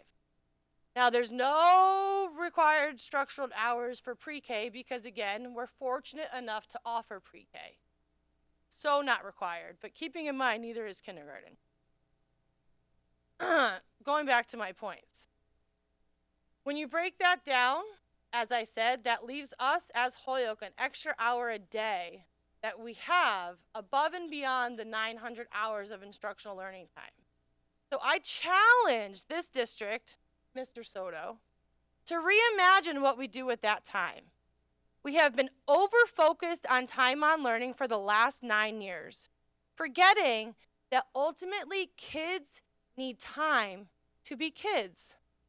We have been over-focused for 9 years with only minimal gain. The number of children that have been diagnosed with ADHD or have some sort of behavioral problems are staggering. We need to stop expecting children to be able to sit still for non-stimulating instruction for over 6 hours a day. There has been a 42% increase in diagnoses of children with ADHD over the last 8 years. The reason I bring this up is because some of the main symptoms of ADHD include having trouble concentrating or focusing, having difficulty staying organized, being forgetful and not being able to stay on task, and having difficulty sitting still. Well, guess what, folks? Studies show one of the best ways to start your day is with physical activity. Recess, I believe, is the answer to so many of our district struggles. The highlights of recess: increasing a child's physical activity improves their memory, attention, and concentration, helps them stay on task in the classroom, reduces disruptive behavior in the classroom, which we all know is a problem here in Holyoke, and it improves their social and emotional development and learning how to share and negotiate. What was one of the key takeaways on this? Something about social emotional learning? I know as a district, we sit here and we say how much we care about social emotional learning, how much we care about educating the whole child. Well, if that's really true, we have 60 minutes a day, conservatively by my calculations, and I would like to see us implement a 20-minute morning recess after we have breakfast in the classroom, which, by the way, on a side note, we really need to look at what we're feeding our kids, because these processed packaged muffins full of awful chemicals, additives, and color dyes are not helping the problem. However, I'm suggesting that we implement a 20-minute morning recess. Say you need 5 minutes for transition either way, so 15 minutes minimum outdoors, immediately following breakfast in the classroom. Schools can utilize their courtyards, playgrounds, and gymnasiums to help with this function. Perhaps some classes would need to have theirs prior to breakfast, some after, to allow for adequate accommodations based on the number of students in the building. At the minimum, this should be implemented for all pre-K to second graders. In addition to morning recess, I suggest we add 10 to 15 minutes to all lunch and recess periods, district-wide K to 8. High school, I would need to reassess. I don't know how long their current lunches is. I didn't factor that into my studying for this. We are not allowing our children enough time to eat, socialize, and get some energy out. This adds up to only 30 to 35 minutes a day, still leaving another 25 to 30 for the district to use for time on learning. So, when the commissioner came here the other day and he implored us to think about certain things, I challenged him back and I said, sir, well, with all due respect, we only have so much say, right? And he said, well, do you believe that your voice is heard? And I said, yes, it's heard, but is it listened to? Right? For 9 years, we have sat here and we've nodded our heads and we've watched the graphs and we've seen the gains not be gained, right? We look at those 3 to 4 third and fourth grade numbers. Well, that's all receivership, because the only students here pre-receivership are kids that have been in the district longer than 9 years now.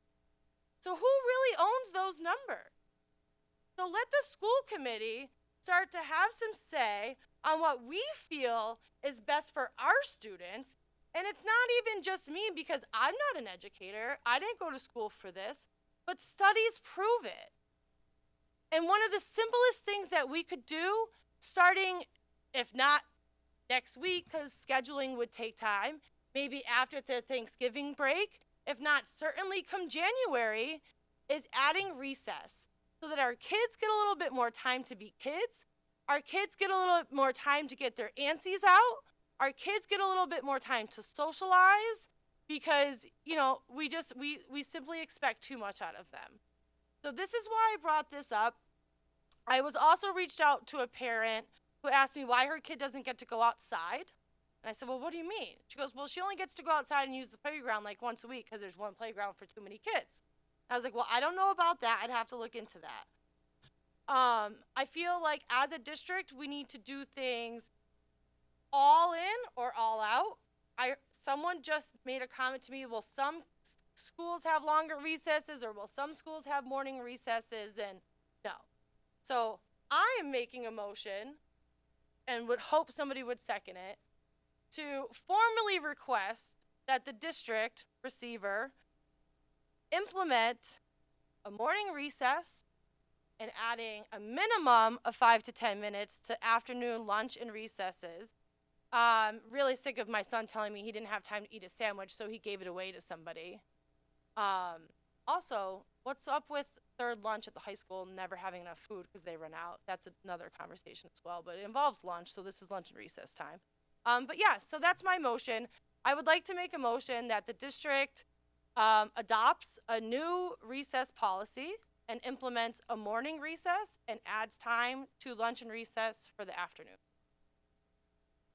Aaron's made a motion. Is there a second on that motion? Second that. Rosalie is seconded. Open for discussion? Go ahead, Mr. Willian. Oh, you can see me. Thank you. I'd like to maybe refer that motion to the policy committee for discussion. All right, so help me out here. We have a motion on the table. The rules are we trying to override Aaron's help me out here. That's okay. So Jay made a motion that we refer this to committee. So if somebody wants to second Jay's motion. Amendment. The amendment. I second that amendment. Okay, so Mr. All right, Collmore seconds Jay's motion, and then that additional motion would now be up for discussion.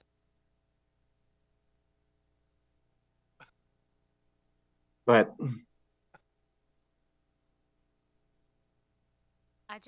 I'm just thinking about another change. Just heard from the teachers how things are changing all the time, and that's stressful on them. And just implementing new schedules for a lot of people. So like changing that right now might be a lot.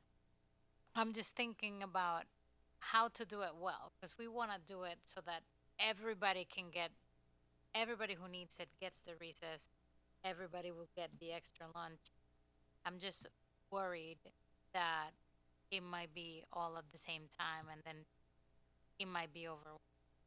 I think that's why it's a good idea to send it to committee so that we can talk about it further evaluate. I'm sure there's more information that I'd like to see presented by the district, to your point.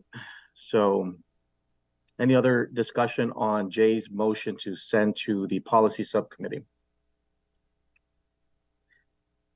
Go ahead, Mr. Callamore. Yeah, I would just like to find out, and Aaron, you brought it up, all this time that not counted in the course of our, who is making this decision? Can we make that and change it? So DESE requires how much time is spent on learning, which is a minimum requirement of 900 hours a school year. Holyoke goes to school longer days than our surrounding communities. That is a decision that this body did not make. And how that time is spent also theoretically is a decision that this body did not get to make because we're under receivership. If that answers your question. Well, I respond. I want to find out whether it's from the receivership or the state or us. Can we, as a school committee, change that to? Well, go ahead, Anthony. Because we're under receivership as a school committee, we can only recommend a suggestion to the receiver. We cannot force him to change something. And I agree with you, and that's what I'm getting at when you come back to the meeting. Suggest that we change some of these. Right.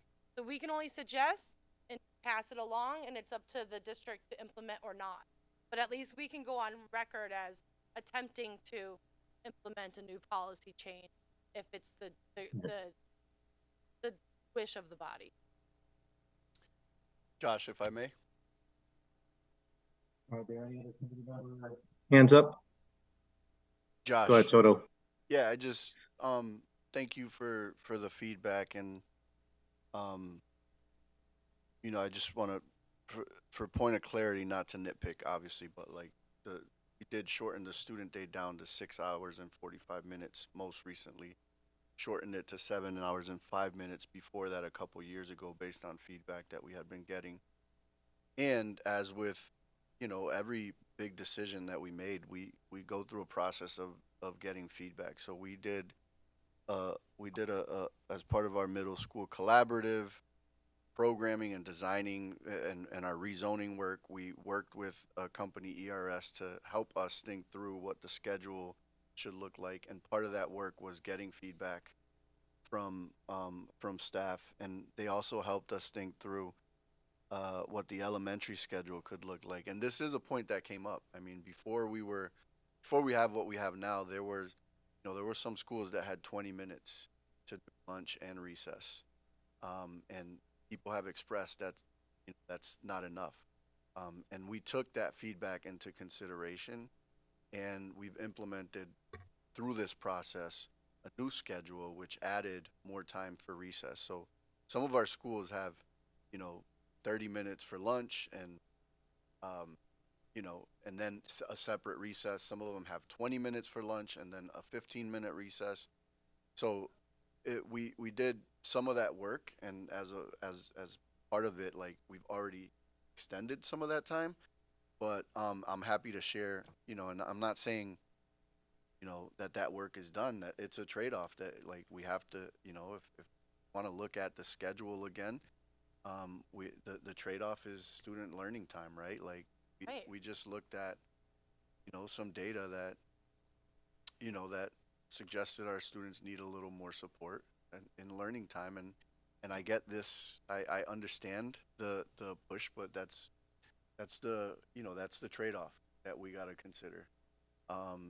And interested to work with the policy subcommittee to take a look at how we went through that process, what our schedule used to be, what our schedule is now, and so that we can have that rich discussion, and bring members of the team to talk about what that could look like in the future.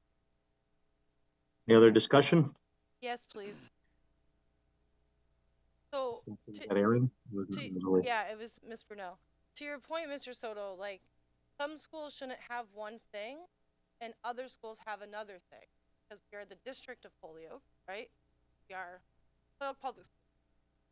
That being said, 15 minutes. Could you imagine only getting 15 minutes to get lunch? Not only that, that includes transition time. Oh no, bathrooms are locked half the time, Jay. You can't just go to the bathroom when you want. Don't get it twisted. Where are bathrooms locked? Oh, Aaron? we'll have that offline. I'll tell you. I mean, I've already talked to the principal. So you can't tell me they're not. They are. But again, that's not the point of the conversation. But you know, it's a trade-off, sure. But like, we're already exceeding time on learning. Where if we can help these kids sit still longer, if we can help them pay attention better in class, if we can help them social and emotionally, that's a trade-off I'm willing to take.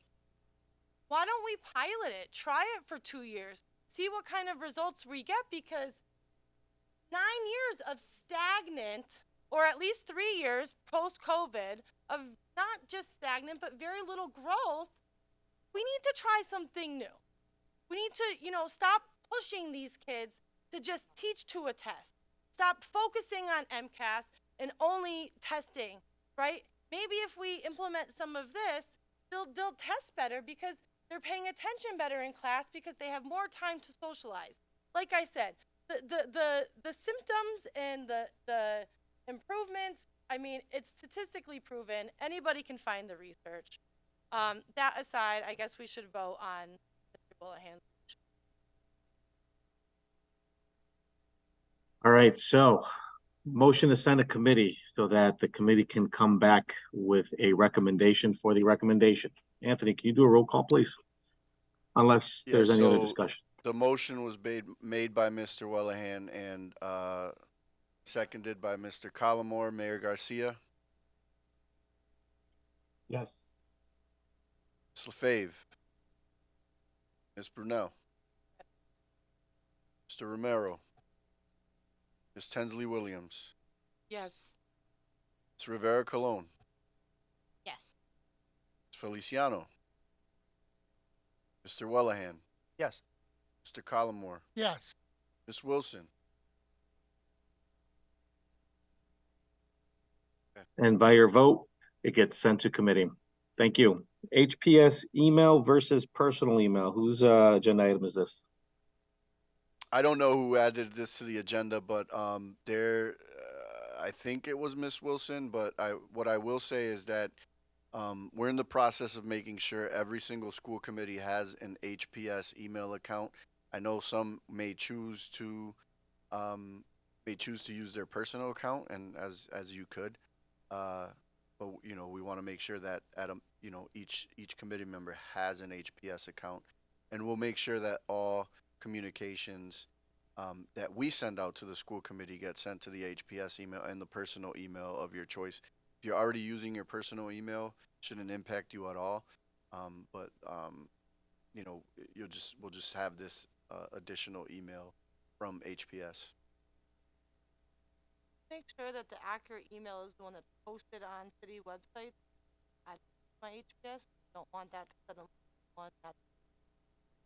Yeah, we're not going to change anything. So if you want to use, if your personal email is posted, want to use your HPS email, you have to let me know and we can make that happen. And if you don't, just you know, there's nothing you need to do. Just check your personal email. You're just going to be getting additional emails in your HPS email account as well. Was that the intent of this agenda item? Is it complied with, or should we be tabling? I don't know what the intent was. So Mildred's not here and Ellie's not here. I think Ellie asked Mildred to add it, and I don't know what the discussion was going to be about, but I had that additional context. And Ms. Rivera Colon has her hand up. Doctor. Go ahead. I just wanted to say that also will allow us to be hosts for Zoom. Yes, when you're the chair of a subcommittee, it will allow us to make you a co-host of the webinar that we use, which is a current problem. Like in if we didn't do that and you wanted to use that web link and be the owner of the Zoom, you know, someone would have to be there. Like Sam would have had to be there.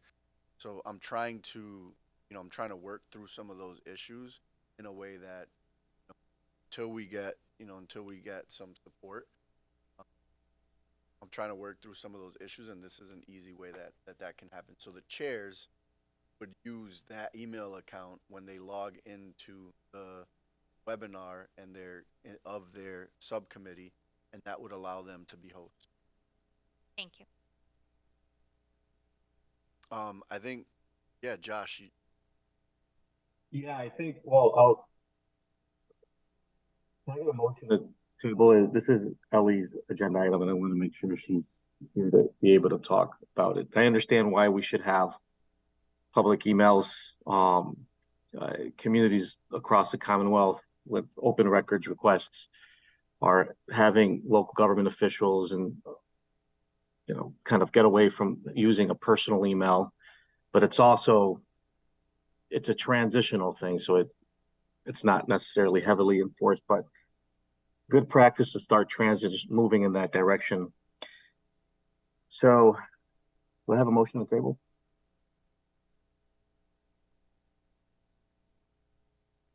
No motion. No, Jay said so moved, and I will second. Thank you, Jay. Thank you, Aaron. Any other discussion? Roll call.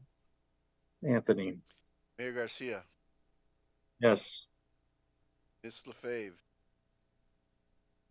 Aaron Brunel, Yes. Mr. Romero, Ms. Tendley Williams, Yes. Dr. Rivera Colon, Yes. Ms. Feliciano, Mr. Wellahan, Yes. Mr. Collmore, By your vote. Oh, sorry. and Ms. Wilson. Your vote, the item's tabled. We'll try to take it up at our next meeting under ongoing business. Moving on to the next agenda item, approval of meeting minutes of September 13, 23, DEI subcommittee meeting minutes that were in your packet.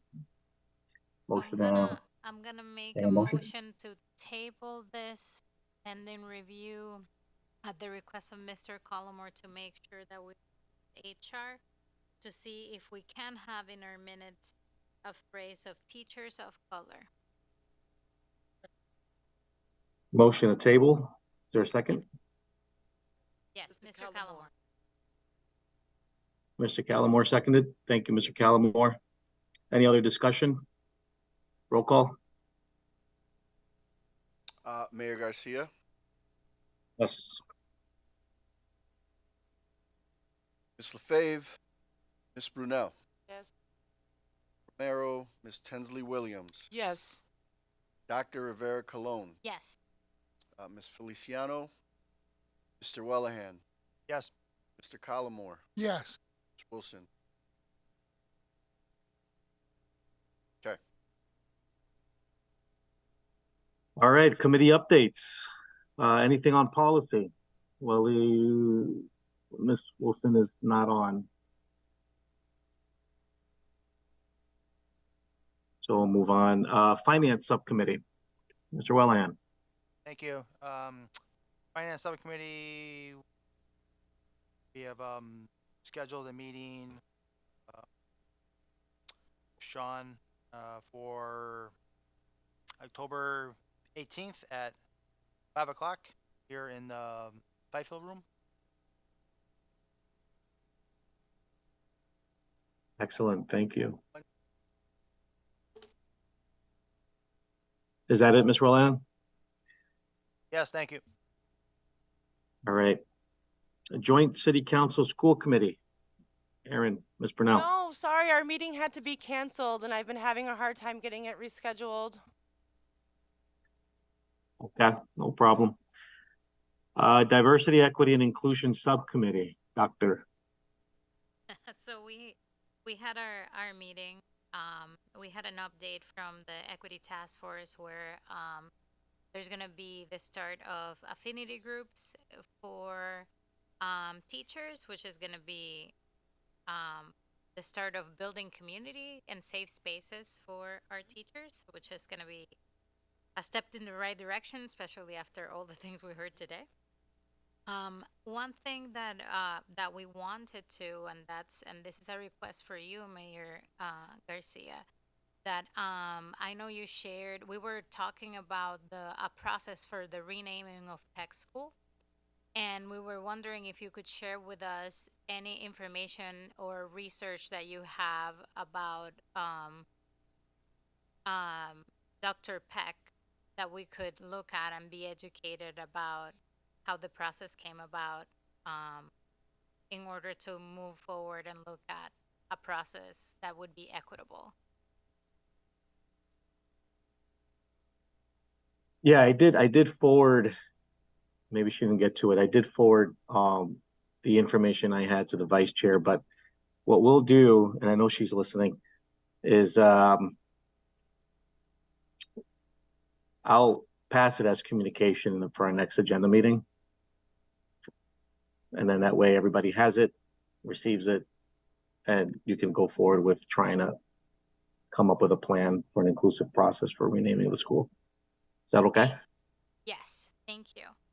Then the other No last problem. thing that I don't know necessarily how the process would be, but we definitely need DEI training for the school committee in general.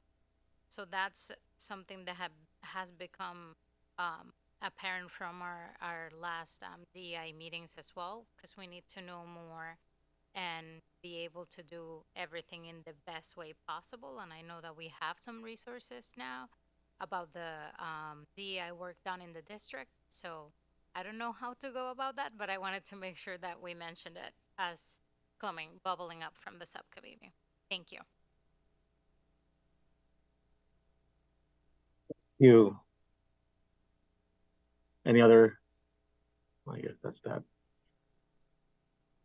All right, so moving on, we have out-of-state field trips. None. Okay. Student activity approval. No new student activities. All right. Letter from parents about retention tabled at the last meeting. That we took that out of order and spoke about it at the first meeting. I mean, at the right, beginning thank of the you. meeting. And as well as attendance update. In the packet, FYI only. As well as the Middle next school item. building update. I know it was an FYI for report only, but Aaron, do you just want to kind of give a high level overview on the most recent news? Yeah, sure. So, construction has officially begun, or we should say demolition. Demolition, not construction. So there is a nice press opportunity tomorrow with the mayor to kind of kick off that. As you guys have noticed, the fencing went up. Good communication, working around the fencing with Hoyoke High North Campus and ensuring that, everybody knew where you could and couldn't walk around Peck moving forward. We've done a really great job reaching out to the abutters and things like that. I actually got a text from Margaret while we were sitting here that the stormwater was approved from planning tonight, so that's good. So we're moving right along through all the steps of processes. I would say one of the best things so far is everything's looking like it's coming in under budget, which is wonderful news. We had a little field trip to a school in Ludlow to look at color schemes. So at our last meeting, we approved a general color scheme. Keeping in mind, folks, that once we do solidify the name and then therefore a mascot, like the colors of the gymnasium can be specified to that. And then, yeah, anything else you feel like we need to add to that update, Mr. Soto? No, I think that was it, and the update that's in our packet. Yeah, okay. And then if I just may, on ongoing business, Mr. Mayor, before you move to announcements. Yes, please. Okay. So, as we all know, at our last meeting, we had a healthy discussion about the administration to the school committee. I would just like to note that I emailed you a suggestion. I I think this body needs to entertain the idea of the position being hired through the city of Holyoke, through City Hall, and being hired through HR through City Hall, much like the admin to the city council is. So I just wanted to bring that up to possibly add to the next agenda and to bring that to your attention as ongoing business. Okay, I'll look into it. Thank you, Aaron. Announcements. I see here, Thursday, October 19, Power of Parenting first session, 5 to 7 p.m. at Ian White Library. Is that anybody's announcement, or should I just read through these? I mean, yeah, if you don't mind, I can just go through these if that's okay. Yeah, so we have the Power and Parenting first session from 5 to 7 at Ian White on October 9th. And then on Wednesday, October 25th, there is a Trunk or Treat CPAC event. I did get a text from Marianne that it's going to be on Wednesday, the 25th, from 6 to 7 p.m. in the Holyoke High parking lot. Setup for the volunteers will be at 5 o'clock. So it does say on the agenda 5 to 7, but 6 o'clock is when the event starts. 5 o'clock is when we're looking to get volunteers over there to support. And if anyone is interested in setting up a car or making a donation, they can call Marianne Courier's office at 534-2000 extension 1209. We do have a middle school building committee meeting that's posted. It's Thursday, October 19th. And then on Monday, October 23rd, at 6 o'clock, we have the policy subcommittee, which will also be posted with TBD on the location. I'm trying to get most of the subcommittees to meet down at 57 Suffolk Street because we have some better technology where we can stream the Zoom, and it could look a lot like, what people see from home. Looking right at me. Yeah, what people see from home, they could see the entire everybody in the room and hear the talking, and we can hear. So it's something we tested out with the DEI subcommittee. I thought it worked well. So we're looking to get, unless we're expecting a really large crowd for these subcommittees, 57 Suffolk Street can accommodate the normal group that we've been having. And then we have a DPAC meeting on Tuesday, November 14th from 6 to 7. And I believe, Jay, if I'm not mistaken, your finance subcommittee is this Wednesday, 28th at 6 o'clock, at 5 o'clock. And it's going to be here in the Fifield room. And those are all the announcements. Thank you, Anthony. Any other announcements from anybody else? Mr. Willian has his hand Just, up. who is it? Go ahead. Thank you. I know that the 150th anniversary committee has their gala on October 28th. If anyone wants to attend that, contact Mr. Vega. Planning department for information on that. I know the Holyoke Athletic Hall of Fame having their banquet on November 21st. October 21st. Thank you. And Thank you, Jay. I think Mr. Collins Any other- as well, Mr. Mayor. Thank you, Aaron. Go ahead, Mr. Callamore. Yes, just a question on state board meeting. Was anything discussed at the state board meeting pertaining to our receivership? Does anyone know? You mean Desi? Yeah. Well, at their meeting. So, Mr. Callamore, we're under announcements now. It's about 10:20 at the moment. I really want to get to bed. Can I give you an update at the next meeting on that, if not sooner? Yes, fine. To the committee. And Miss Rosalie Williams has an announcement as well. No, I make a motion that we close this meeting. Miss Make a Williams, motion to made. adjourn. Motion to adjourn. Second. Seconded. Do we need a roll call on that? Yes. Yes. Technically, yes. Technically, yes. Okay, Mr. Soto. Yeah, I just want to get this second. Sorry. Mayor Garcia, Yes. Miss Brunel, Yes. Miss Tinsley Williams. Yes. Dr. Rivera Colon, Yes.